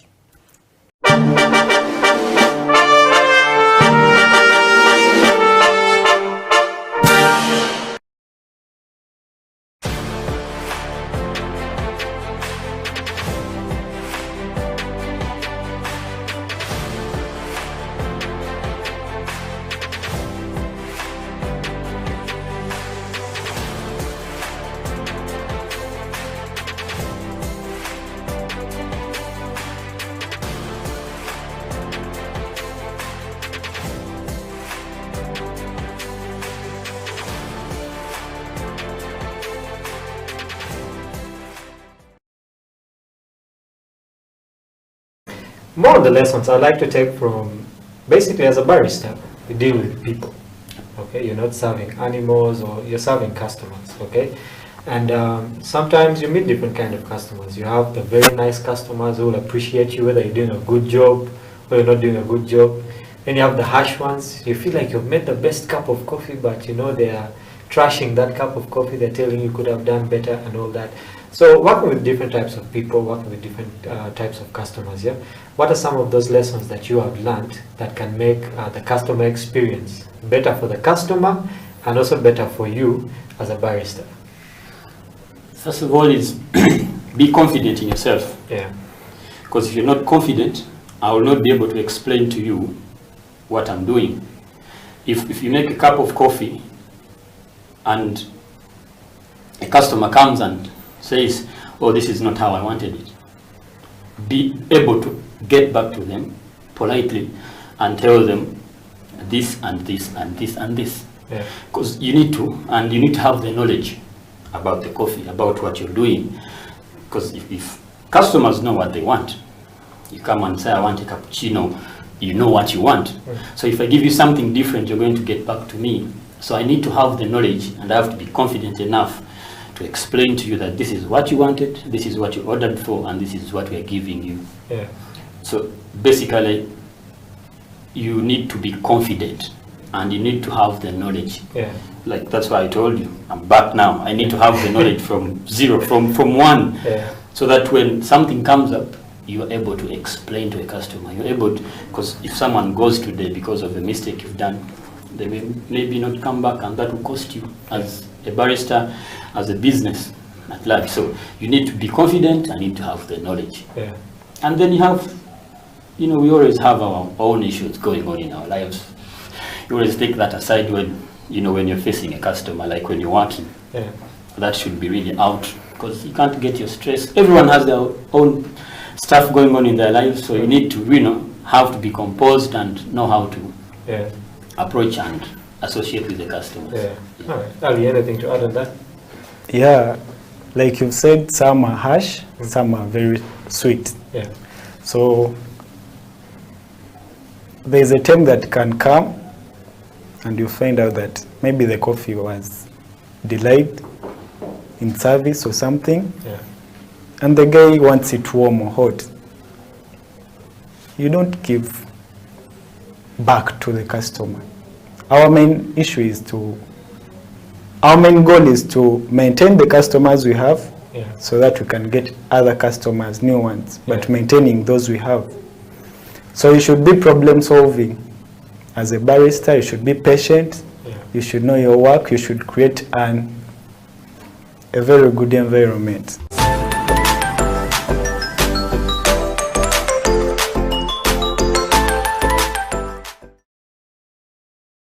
Hello, welcome to this edition of You and the Law. My name is Jonathan Ochom, your host. You and the Law is simply what it is, you and the law. In this show, we try to demystify the law for the ordinary person, make it simple for a teacher, for a lawyer, for a farmer, for a doctor, for a boda rider, for a cleaner, everyone in our society. This program touches on every aspect of our lives that relate to the law. Is it marriage? Is it property? Is it land? Is it traffic? Anything that touches on the law will be discussed in this program. Today, we're going to have an interesting conversation that will focus on the institution of marriage. I know most of us have attended marriage functions. Some of us are married. Most of us viewers are married. But what does it mean to be married? How does the law look at marriage? So this conversation today will focus on demystifying the whole topic around marriage and how it is viewed from the eyes of the law. And to help us do this, I have a learned mind with me, and it's none other than my friend, my colleague, Emmanuel Elau. Emma, you're welcome to the program. Thank you so much. Hello, viewers. Thank you for having me on the show. In House of Talent, when you fist bump, you spread the love. So you do this, then you spread the love. Yeah, so Emma, how have you been? Well, I've been great. Yeah, we're coming in from 42 days of a lockdown. How has it been on your end? It's been quite difficult. You wake up in the morning, you sit around the compound, you look at the time, you lose sense of the calendar, because you fail to understand which is a Monday and which is a Sunday. You're even lucky that you have a compound. Some people live in one-bedroom houses Yes. and have nothing to look except their, iron sheets. Yeah, sure. And really, you're, our first guest really on this program. And why do you think it's, sort of important for people to just know about the law? Because I know you've been teaching law and practicing law for all these years. Yeah. Yes. Well, thank you. When it comes to the law, we basically live the law, on a day-to-day basis, Whether it is in your bedroom, there is a law that governs it. If you're married, for example, even if you're single, there could be something touching on the law, because you might be in your bedroom with an underage girl, or you might be with another person's wife. All the things are the law. When you jump on a border, there is law. When you're driving, we're talking about traffic. If you go to a restaurant, you must ensure that you have the money, because you're consuming someone's energy and investment. So you must be able to pay for that. So we interact with the law at all times. It's part of our everyday life. Yes. Man, you don't want to be in trouble after many years of working hard only to realize that you have no rights at all, simply because you didn't celebrate any of the marriages that are recognized within the laws of Uganda. With that, we come to the end of this edition of You and the Law. It's a bye from us. See you next time.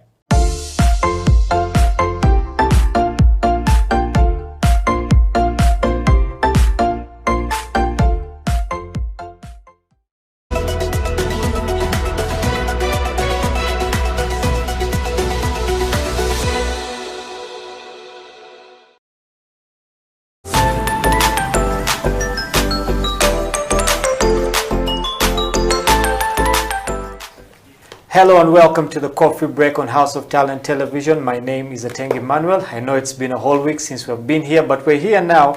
So grab your cup of coffee, grab your book, grab your pen for those who like to take notes.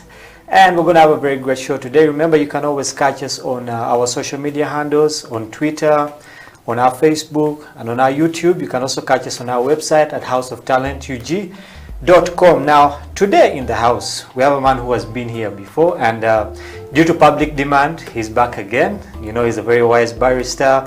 He has been around the coffee game for a while. He has been into some research. He has been into barista competitions, and he'll be telling us, more about that. And the best thing about him is that he's a very down-to-earth person. He's a very humble guy. Ladies and gentlemen, welcome with me, Chiganda Ibrahim, back to the Coffee Break. Ibra. Yes, please. How are you? I'm okay. How are you? I'm okay. It's very good to have you back. I'm very, very happy. It's been a while. Yeah, it's been a while. What have you been up to, basically, I have been working on a lot of things. Yeah. Yeah. On station, some small field work. Okay. Trying to design some few projects for myself. Yeah. Yeah. So are these things like top secret? You can't let us know. You just you want us to wait. Yeah, till you it have to comes wait out? until the right time. Yeah. And we are really cooking something new. Yeah. Yeah. Interesting. Well, I really, personally, I can't wait to see what you have in store for us. Yeah, sure. Now, I know that you have an SCA certification. Yeah? So I wanted to ask, how does one get that certification? And after getting it, what does it mean to you as a barrister to have that certification? Okay, the SCA certification, it was like a chance for me. Yeah. Like luck. So there was a group that so much into coffee. It's like a coffee platform. Yeah. And there was this link that was moving around. So let me try it and see. So I applied, and luckily enough I was called under a company, Wild Coffee Bar. So we had a trainer from Nairobi, one of the authorized SCA trainers. Yeah. So we had to take up the course and get done. We did exams and I passed. Yeah. Yeah, that's when I got the certification. Yeah, so what kind of training do you guys do in this course, and was it different from the training that you already had before that? No, it was almost the same, only that it was more of an advanced skill. An advanced course, yeah. So it was basing on sensory skill and green grading, of which you first acquire the basic quality control skills. Okay. Then you go ahead and advance. Yeah. Yeah. So you talked about, someone coming in from out to basically take you guys through the course, yeah? So don't we have also people in Uganda who can take us through the same course? Do we need to go outside to bring people in? I think we have potential people, Yeah. like qualified Q&R graders, if I'm to say.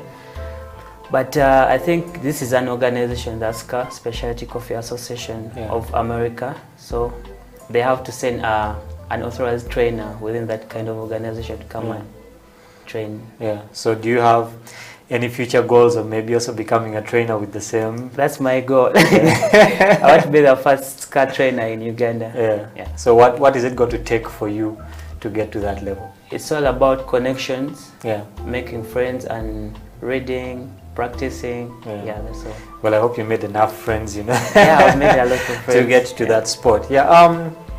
You're now working at the Coffee Wild Bar, and how long has it been now? 2 years. 2 years. Yeah, so before you got a job there, what were you doing in that period? Before Wild Coffee Bar, I was doing it's like a support staff with the Uganda Coffee Development Authority. Yeah. So we would go and brew coffee to people like in different regions. I've been to Mbara, I've been to Kasese, I've been to Mubende, I've been to Kagadi, I've been to Jinja, I've been to Mbale. Yeah, so I've been helping out with some UCD officials to carry out the promotions and trainings. Yeah. So now you get a new job at the Wild Coffee Bar. You know, how has it been for you? Transitioning from traveling all over the place to being at a station, in one place, you know, how's the experience been for you? Well, it was a new experience for me because I was so much involved into traveling. Then I was like, okay, let me see what really happens at the station, because I believe at the station this is where you meet each and every person, like in one station. Yeah, so you talked about, you know, traveling all over Uganda. Which was, you know, your favorite destination? One that you can't forget. Pardon? Yeah, your favorite destination. You said you've been to Mubende, you've been to Masaka, all these different places. So in your experience, you know, which was the best place you ever went to? Fort Portal. Why was Fort Portal the best place? Among other things we can talk about, you know. Fort Portal, it's a very cool place. Now it's like a city, became a city, and it's growing at a very fast rate. It's more of a tourism city. Very nice food, cool environment. There's something, I believe there's something you're missing out there. I thought you'd have said, you know, good environment, the ladies out there. But by the time I was in Fort, I think 2 weeks back, I was in Fort. Actually, it was my first time to be in Fort Portal. So I had a limited time to, you know, to move around, but the time that I really had was really so amazing. I can see it from your face. So you're planning to go back to Fort Portal on your own? You know, just Well, that's amazing. It's good to have you back on the show. We were talking yesterday, and you told me that you were into some coffee research. So what kind of research were you doing before, and, you know, where did you reach with it? Was it successful? You know, research, you can always fail, or it can be successful. So how was that research for you? So I got to know, I got into coffee research when I was still at campus through the coffee club, Chamogo University Coffee Club. By then, I was struggling to look for a place for internship. Then my friend recommended me there, so I applied. So they welcomed me very, very well, and I was given this opportunity to get more knowledge about coffee growing, plant diseases, agronomy, a lot of stuff. So I went back for my second internship. That's when I think I was doing my research for campus. But luckily enough, we didn't complete the research. I had some challenges around there. So I had pressure from the university. I started it late, so it was more of experimental. You set an experiment, you give it more time, almost like 2 months, so that you can get valid results. And you're supposed to replicate it and get accuracy in the results. So I reached a point when I had pressure from my supervisor. I had pressure on my own station supervisor. So like, I need to graduate as soon as I can. So I had to find ways of getting done and graduate.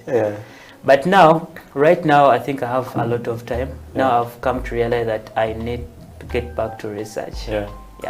I think for most baristas, you know, most of them just focus on, you know, working at the station, serving coffee, but no one really gets back into research, you know, because I believe that is a very important part for anyone, for a barista, for a farmer, for anyone really involved in the coffee business. And I think it's something that we should really encourage people to Yeah, do. true. You know, because you don't hear of people doing coffee research in Uganda. Research is there. People are doing research. Yeah, but it's on a very small scale. Yeah, right now I think it's more of a government organization, like, okay, it's owned by the government. Yeah, from UCDA.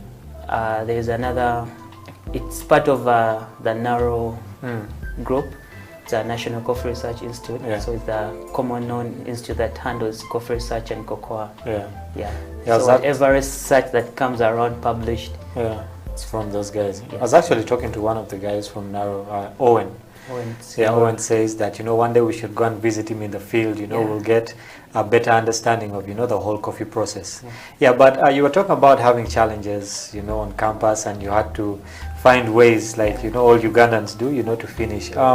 For the 2 years you've been working, yeah, what are some of those challenges that you have met as a barista? As a barista. Yeah.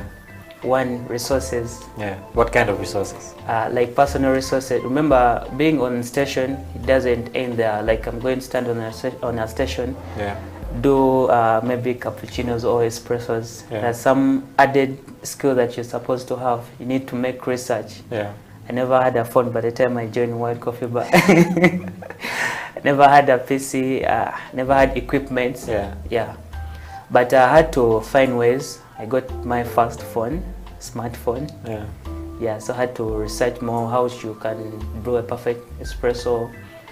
Also how you can come up with a very nice presentation during competitions. So by the time I joined WIDE, I was freshly from competing on the national level. Yeah. Yeah, so is that the only challenge, or there were, you know, other Another challenges? challenge that I had was time management. Remember, on session supposed to be there at a particular time, of which it was something new to me. Yeah, time and meeting different people of different characters, different behavior. So it was kind of challenging to me to cope up with them, but I managed.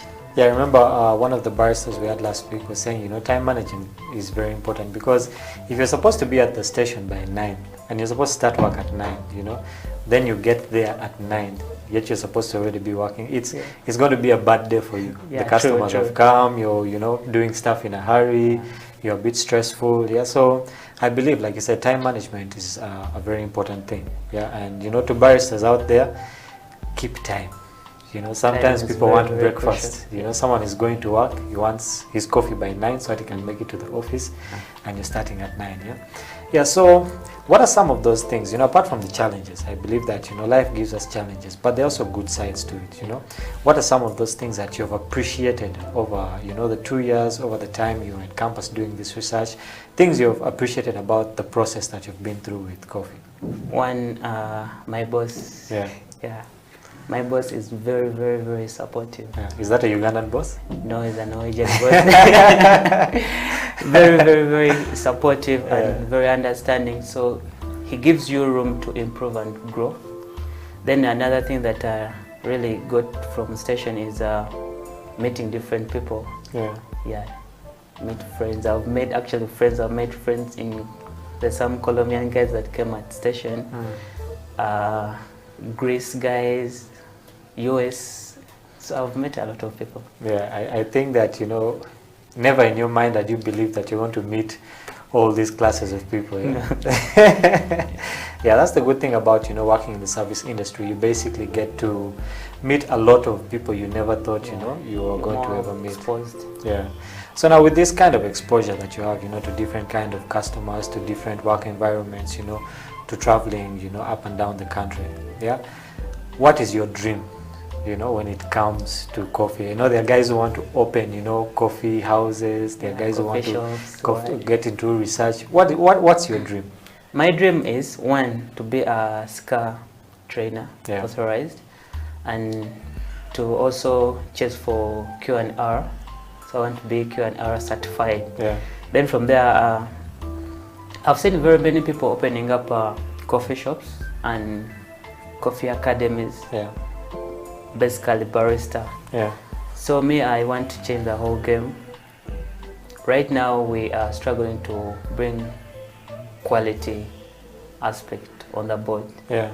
So we can't produce much coffee but of low quality. Yeah. So quality, could be our next target in the next probably 2 years from now. Yeah, so my dream is to have a quality control school. Yeah. Because right now we have limited number of people that can analyze coffee. Yeah. Yeah. Then my other dream is to have an on-station lab, science lab on the farm. Yeah. So where you can do small research, can do small analysis, probably soil, water, micronutrients, acidity, pH, temperature, so that when we are processing coffee, we can measure all the parameters on the farm rather than picking samples. You go to maybe Kawanda or you go to UNBS, you measure the breaks. Yeah, so that's my dream. So we only have UNBS and Kawanda this time, you know, to help us with that process. Yeah, they can help, but I think it's when most people approach them. That's what I believe. Yeah. But if we construct a fully equipped state-of-the-art science laboratory on the farm, it's more easier. Yes. Yeah. So with that plan in mind, okay, what are some of the steps that you're taking right now to make sure that you get there? Because it's one thing having a dream. It's another thing, you know, working towards that dream. So what are some of those steps that you are taking to get there? One, getting done with a certification, both SCA and Q&R. Yeah. So I believe within that process, you're able to meet different people that can support you in the other way around. Yeah. Then can also liaise with the national bodies, the UCDA and National Coffee Research Institute. Yeah. Yeah. Okay, that's interesting. Well, ladies and gentlemen, we're going to take a break right now. But before we go for the break, when we come back, we'll be talking about how the different stakeholders in the coffee business can basically help to improve the business. We have with us here Ibrahim, who will be telling us this. Very wise guy, very down to earth. We'll be right back after this. This is the Coffee Break on House of Talent Television.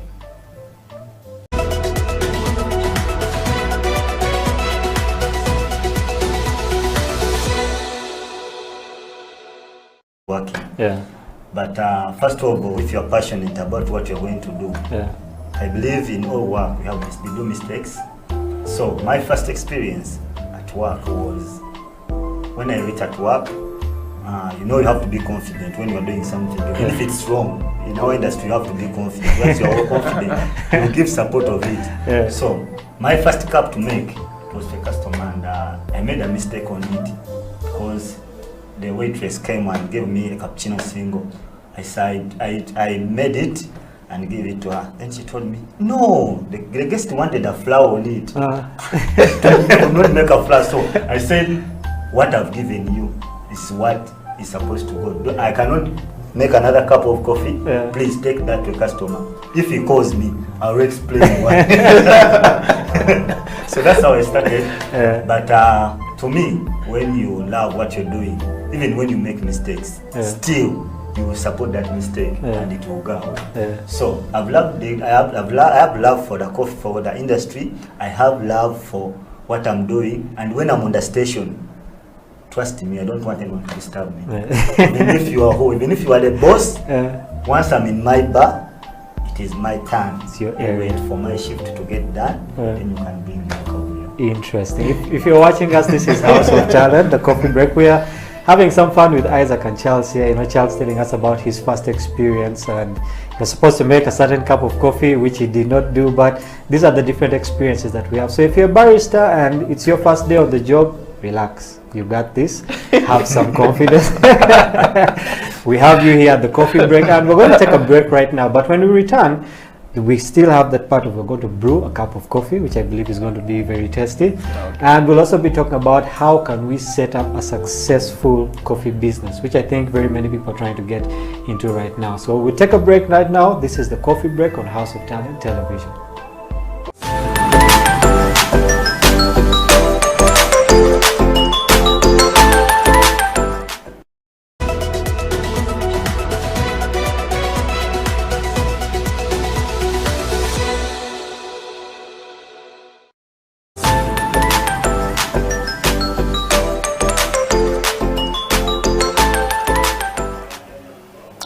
Welcome back to the Coffee Break on House of Talent Television, and this is the only coffee show in the country. So if you're not here, you're basically missing out on everything. If you're a coffee farmer, if you're a barista, if you're a business owner, if you're just a consumer of coffee, or you just love anything about the coffee process, this is the show for you. Before we went for the break, we're talking to Ibra about his experience, where he is, where he started from, the different places he has visited in Uganda. And coming back to the show now, we're going to get into the time of where we talk about, the different strategies that the different people in the coffee business can help to improve the business. Basically, the baristas, the farmers, the owners, UCDA, NARO, everyone who's involved in this process. Why is coffee in Uganda still, at a very low state, yet we can actually boost it up? Well, Ibra, welcome back to the show. Thank you. Coffee in Uganda, it's very amazing that Uganda actually exports a lot of coffee. Yeah, it exports more coffee and less is consumed. Yes, less is consumed here. Okay, which means there is a gap or a loophole somewhere that we are not really taking the best of, we're not using. Yeah, and I believe that we always need to improve the coffee business. Okay, so there are different stakeholders, like I said. You have the farmers, you have the baristas, you have the roasters, you have the business owners, all these groups of people, right? And I believe that each one of them plays a very important role in what they're doing. Okay, yeah, true. So we're going to start from the basics. Okay, how can a farmer play their part, okay, to improve this coffee business, especially in Uganda? In Uganda, right now, what I've realized, we have very many farmers, and more are still coming up in coffee farming. Yeah. And their major part that they should play is growing the coffee, taking care of it, then following all the rightful procedures to manage the garden, harvesting the most important thing, processing up to drying. Yes. Well, the farmers in Uganda are basically, local farmers. Yeah, some of them are our fathers and our grandfathers, and they haven't really, studied anything about coffee. Well, they basically got the information from their fathers and their grandfathers and say, what, this is what we do. They grow coffee just like they would grow maize or anything else, okay? They don't have all that information. So how can these farmers get information that will basically make their yield better and the type of coffee farming would actually grow? How can they get that information? So this is one way actually I've realized, since we have now other participants in the coffee value chain, I'll talk about the government itself, because it's one body that's trying to encourage farmers to grow more coffee, because we have a target to hit. So I'll talk about the UCDA, which is the main body that oversees coffee operations in Uganda. So they have really tried so hard to provide enough services to the farmers, starting from how coffee should be planted, how coffee should be harvested, and how coffee should be processed, to how coffee should be dried. At least they have done their part. Now it's upon the farmers to put all the services into consideration so that you can have a very good quality cup. So imagine I'm a farmer, okay? I have known that, this is the way we do things and there is no changing it. And let's say you're working in the UCDA, okay? And you have to come down and convince me like, what? You need to change, okay? Otherwise, we're not going to go anywhere. So as an official of UCDA, let's say, okay? How would you convince me, a local farmer, to change my ways so that I can be more valuable to this, coffee process? Okay. Now, since we export more coffee and less is consumed, and remember, the coffee that we export is analyzed. So once it's bad coffee, it will have to be rejected or sent back. So now the thing starts back to the farm. So as me, an UCDA official, I'll come to you, show you how coffee should be handled. So coffee how should be planted. Let's say you have 1 acre. So instead of planting anyhowly, I'll advise you, let's do a spacing of maybe 10 feet by 10 or 8 by 8 so that you can have this coffee grow well, and in terms of yielding you have more, rather than having a very crowded plantation. It will give you difficulties in managing, weeding, maybe pruning, you will find hardships, Yeah. even harvesting. You get, because it will be very, very overcrowded. So I'll advise you that if you have your coffee spaced, you have room for pruning, weeding, and even feeding the manure. Yeah. Even harvesting itself, it's very, very easy for you. Then another thing, harvesting. When you harvest the whole coffee, maybe most farmers have been using stripping method. So I'll tell you that when you use stripping, you're actually damaging the plant. So the plant is more subjected to drying than giving you more berries in the nearby future. Yeah. So I'd rather advise you to pick the only red ripe cherries, so that you can come back still tomorrow, get more coffee, rather than stripping all the green and unripe, immatures and everything. So that you won't come back tomorrow and get more coffee. Yes. I think with such an understanding, someone can actually see their part that they're playing. Because I think that sometimes the farmers just grow to make ends meet, you know, they grow to make money, but sometimes no one really goes down to explain to them how important they are, because without the farmer, there is no coffee. The rest of everyone in that process basically, you know, wouldn't matter. So the farmers have done their part, you know, they have added value now. Yes. Now we move to the next guys. The middlemen, basically. They're those middlemen. guys who move coffee from one place to the next. So what is the middleman's role, first of all? And also how would he bring value to this process? Now, the middlemen have also done their part. But in the long run, I think we no longer need their services. Yes. Why? We've come to realize that middlemen actually cheat farmers. So their role is to connect the farmer to maybe the first buyer, probably the exporter. So he will go down to the farmers, be like, how much do you sell your coffee? They sell maybe 8,000 per kg. Like, no, I'm giving you 5,000. Be like, okay, since I have kids to take to school, I need money, give me that 5,000 per kg. So he will buy all the coffee. Then he will go to the first buyer, probably the exporter or the processor. Be like, have this coffee, I'm selling it at 12,000. You get? So this processor or the exporter will be like, no, I'm giving you 11,000 per kg. Like, okay, cool, let me go with the money. So you can see the difference between 11 and 5,000. So there is a difference of 6,000 profit. That's very, very much. More than 100%.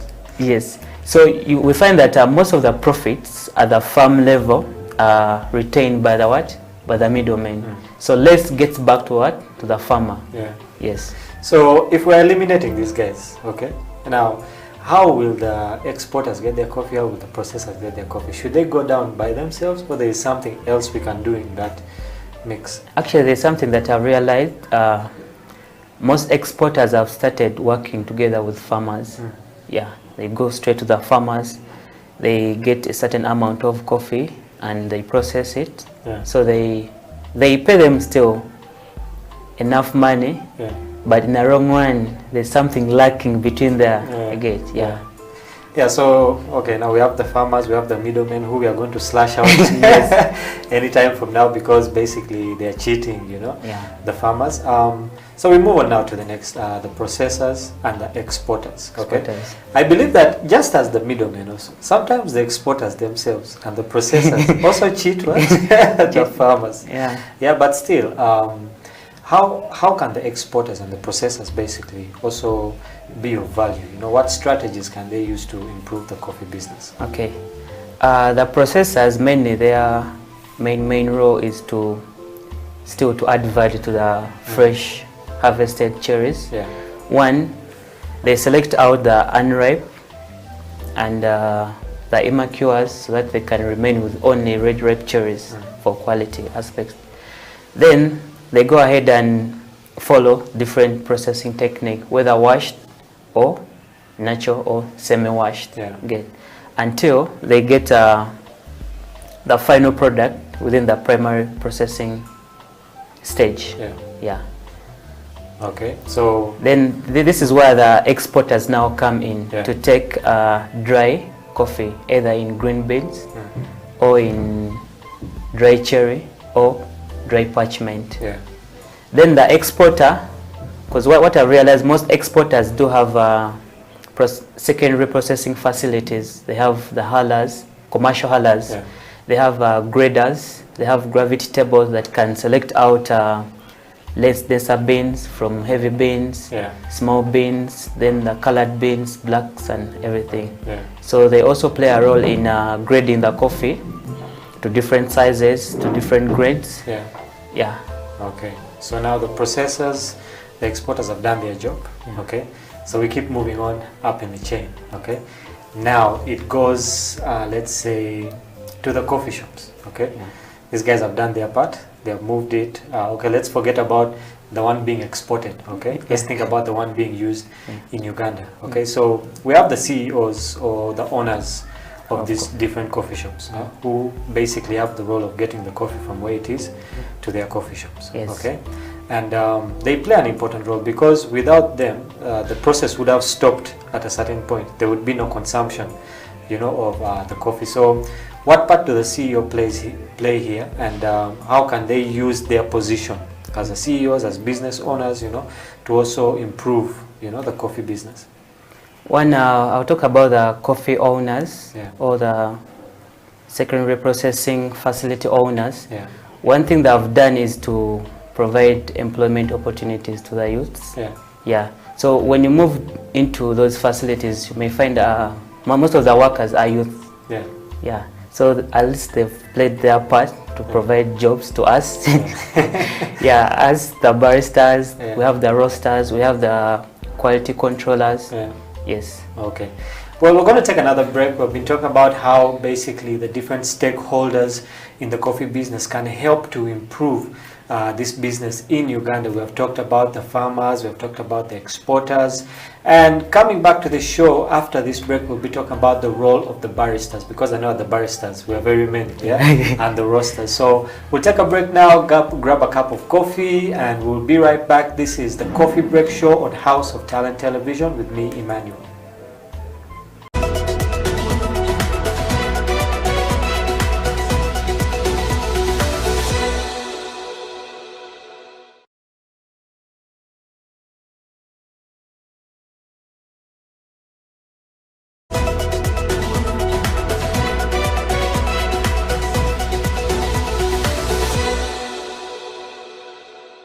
So I used to love the way our barista used to present his cups. Yeah. For example, one day he presented some nice coffee. It was a cappuccino, very nice, presented. And I asked him, how do you make this? He said, you go to a school and study. Yeah. So I used to love the passion he had. So I said one day I should learn this. So I kept on serving his orders. But I found out that most of the orders were according to the way he was feeling. Baristas present their cups according to the way they are feeling, according to the mood. In case he left home when he's sad, he's not happy, you will see the results in the cup. But when you see something beautiful, just know he's so happy. Yeah. So the passion he had and the love he used to put in the cup really encouraged me to join the school. Not until I got to learn about Isaac at the Pro Plus. Yeah. Then I came with some of my friends, so we are now doing the course.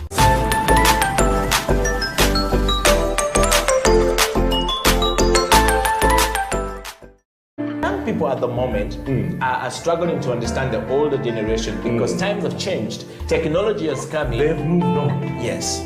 We're the ones sitting back and wondering, what is my child on to? TikTok has surpassed WhatsApp. The other one I call, I never call it Facebook, it's Bookface. Why are you on Bookface?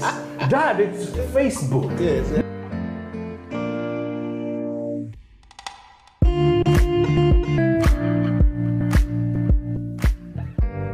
Me, I keep saying, I have a foot amongst the millennials. Yeah. And I understand the traditionalists. Okay.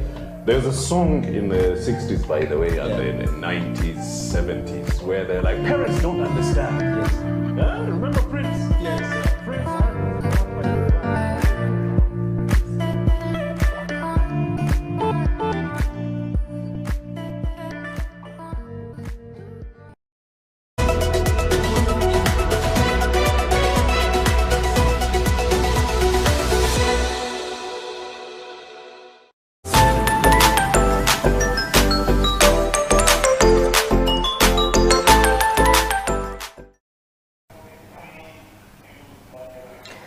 Welcome back to the Coffee Break on House of Talent Television. Remember, you can always catch us on our Facebook handle, on our Twitter, and also on YouTube, on our website at houseoftalentug.com. Don't ever miss the show. If you're a coffee enthusiast, if you love coffee, if you're a CEO, if you're a farmer, wherever you are in the coffee process, basically, you're very important to the coffee industry, and we need you to take this coffee game to a whole new level. Before we left off, we're talking about how the different stakeholders in the coffee business are playing their part, are adding value to basically take coffee in Uganda to where it's supposed to be. And before we left, we talked about the farmers, we talked about the exporters, we talked about the middlemen who Ibrahim thinks that, are going to be cut off because there are certain shady things that they do here and there. Well, Ibrahim, welcome back to the show. And before we went off, we were talking about how important are the baristas? Because I know that most people just focus on being a barista. Everyone wants, to have that cup and, design it really well. Yeah. So what part do the baristas play? How important are they? Actually, I've come to realize that we play a very, very, very big part. Yeah. So we are the mouthpiece of the coffee industry. Yeah. So, for example, maybe you're a very common person. You've walked into a coffee shop.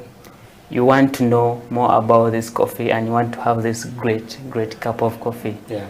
So the first thing that will give you the impression, one, is the aromas in the coffee shop. Yeah. Be like, this coffee smells so good. Yeah. So it will give you energy to go and, you know what, can I have a cup of coffee that I'm smelling? Yeah. Okay.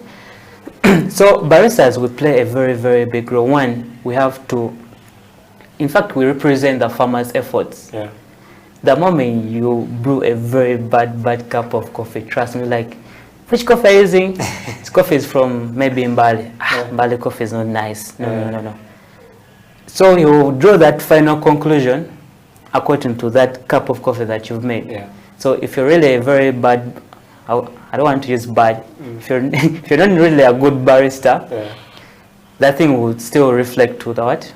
To the cup. To the farmer. We'll be like, farmers in a certain place. in a certain region, they have bad coffee just because he had a very bad coffee from a coffee shop. Yeah. But we are using coffee from what? From that region. Yeah. So we are the mouthpiece. So we speak for the farmers, we speak for the coffee. Yeah. So if someone, let me say a Brazilian gentleman moves from Brazil to Uganda, just to come and have this coffee experience, and he luckily enough finds a very good barista, explains more knowledge about the coffee that he's serving, and goes ahead and deliver a very nice coffee cup. So this Brazilian will be like, wow, Ugandan coffee is very, very nice. You get, just that impression has given him that Ugandan coffee is far better than maybe the Brazilian, of which we are. Yeah. So we play a very, very big part. Yeah, so I know that in most coffee schools, everyone has to be a barista, basically. And I believe that it's a very good thing. And like you said, you guys are the mouthpiece to the process, It's like how people work in the kitchen, they cook and everything, but the food has to finally come out. And when the food comes out, people will test it, and, they will judge, the process. And I love how you say that, when someone tests a cup, they will think about where it came from. Yes. Okay. So they will grade those people based on what? On that they're cup. testing. And sometimes if I don't want to say a bad cup of coffee, but if the cup is not that good, okay, basically it might not be from where it's from. It might just be the barista who didn't do it well. Yeah. So baristas really need to step up their game. Yeah. Yes. But now the last person on this chain is the consumer. Yeah. Okay. And I know that consumers have high demands. Sometimes they'll enter a coffee shop and they will tell you to make them a drink you've totally never had.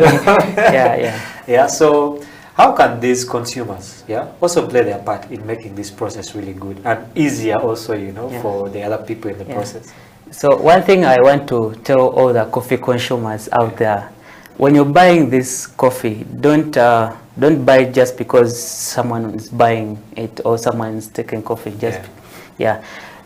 When you buy a cup of coffee, just know that you're impacting a lot to the farmers. Yeah. Yes.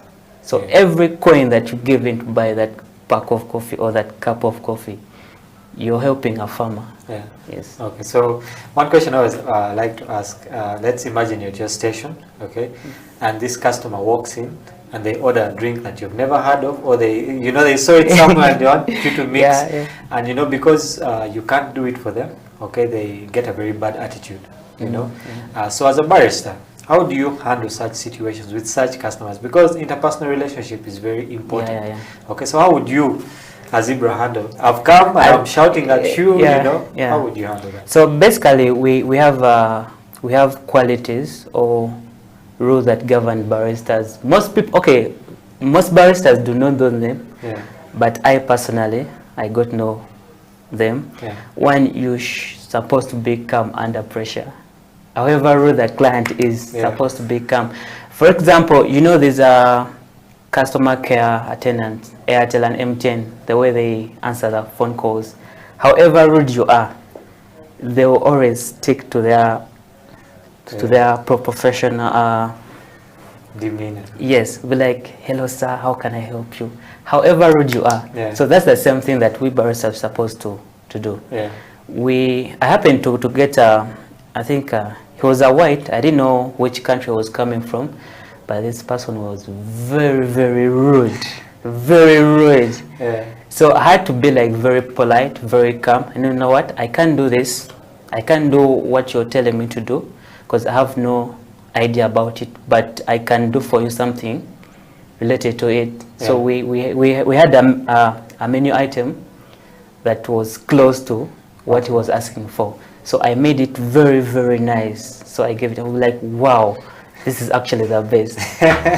So the person who came in like quarreling and very rude, we actually became friends.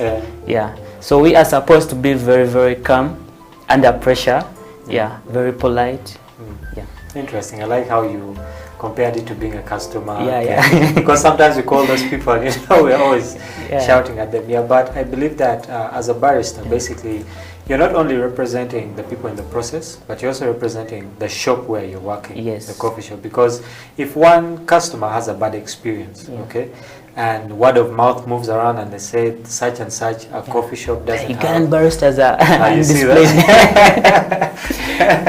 So it basically affects everyone in the process. But for the baristas out there, always remember that you should be on top of your game when you're dealing with people. You should be very courteous, you should be very calm, because situations are going to push you into the corner and you need to handle these situations, because at the end of the day you are serving people, and whatever you do will not only affect you, it will affect the coffee shop, everyone down the process. It will affect this coffee break show. Everyone will have a bad attitude towards coffee. There's another thing that really came into us baristas.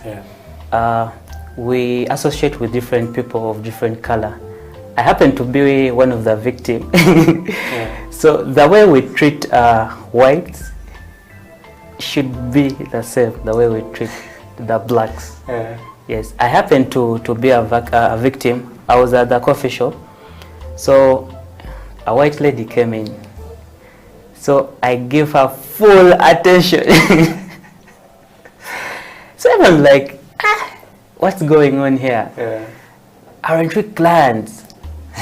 I realized that actually it's very, very bad. We should treat everyone the same, whether white or black, whether female or male, whether young or old, should treat them equally.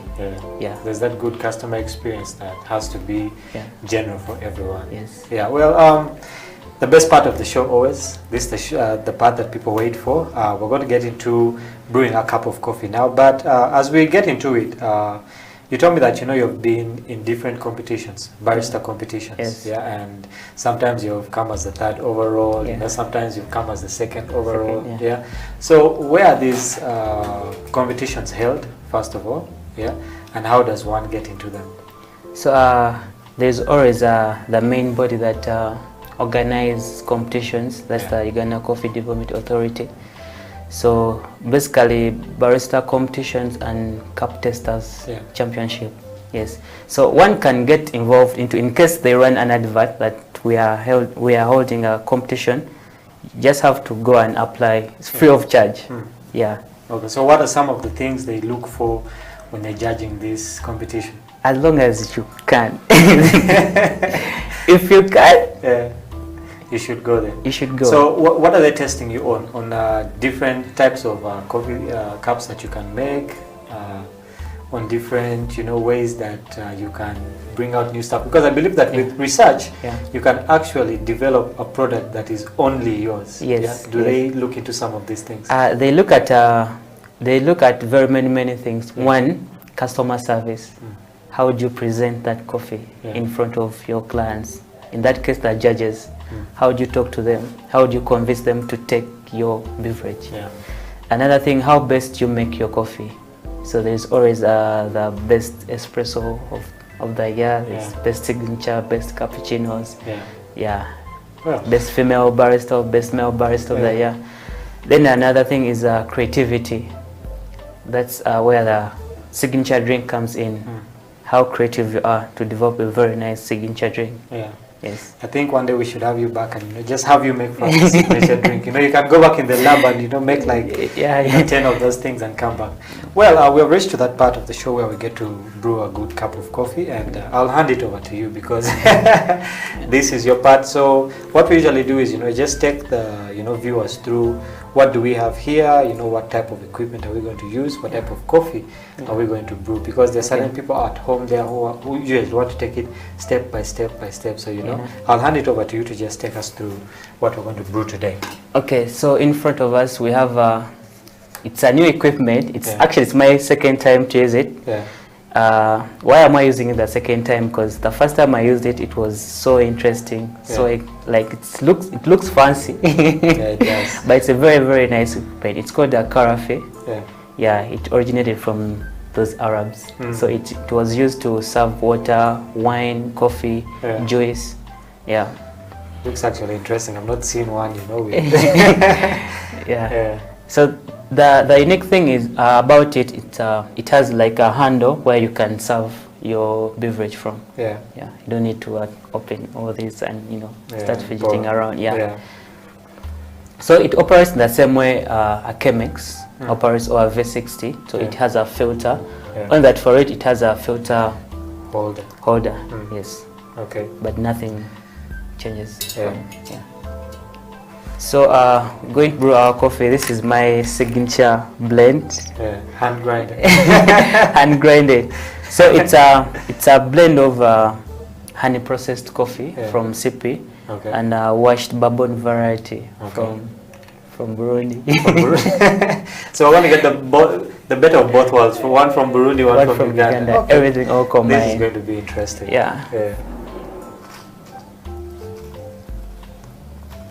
So if you're at home following us, just follow into the process, get your coffee, and right now we're at the level of, we're just putting the coffee into the filter so that you can basically, start the process of our brew.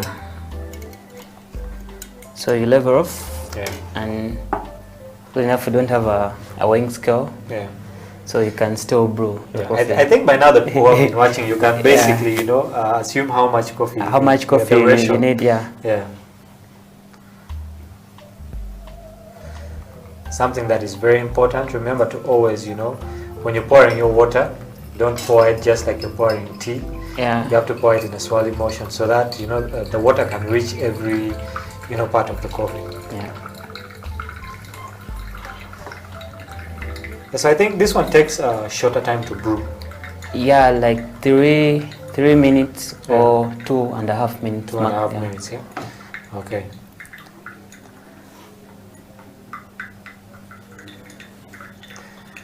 For those watching at home and you want to really have a good cup of coffee, you can follow Ibra on Instagram. Actually, I was seeing your Instagram, and I'm actually glad that baristas are now seeing the importance of social media. Seeing you, seeing Swabra Banks, the coffee goddess, and all that. You guys marketing yourselves. I believe that even if you're a very good barista, basically if you don't market yourself, it's also going to be hard for you to get to the next level. So get onto Instagram, get onto Facebook, onto Twitter. Actually, social media is one of the platforms that we are supposed to be working with, so that you can market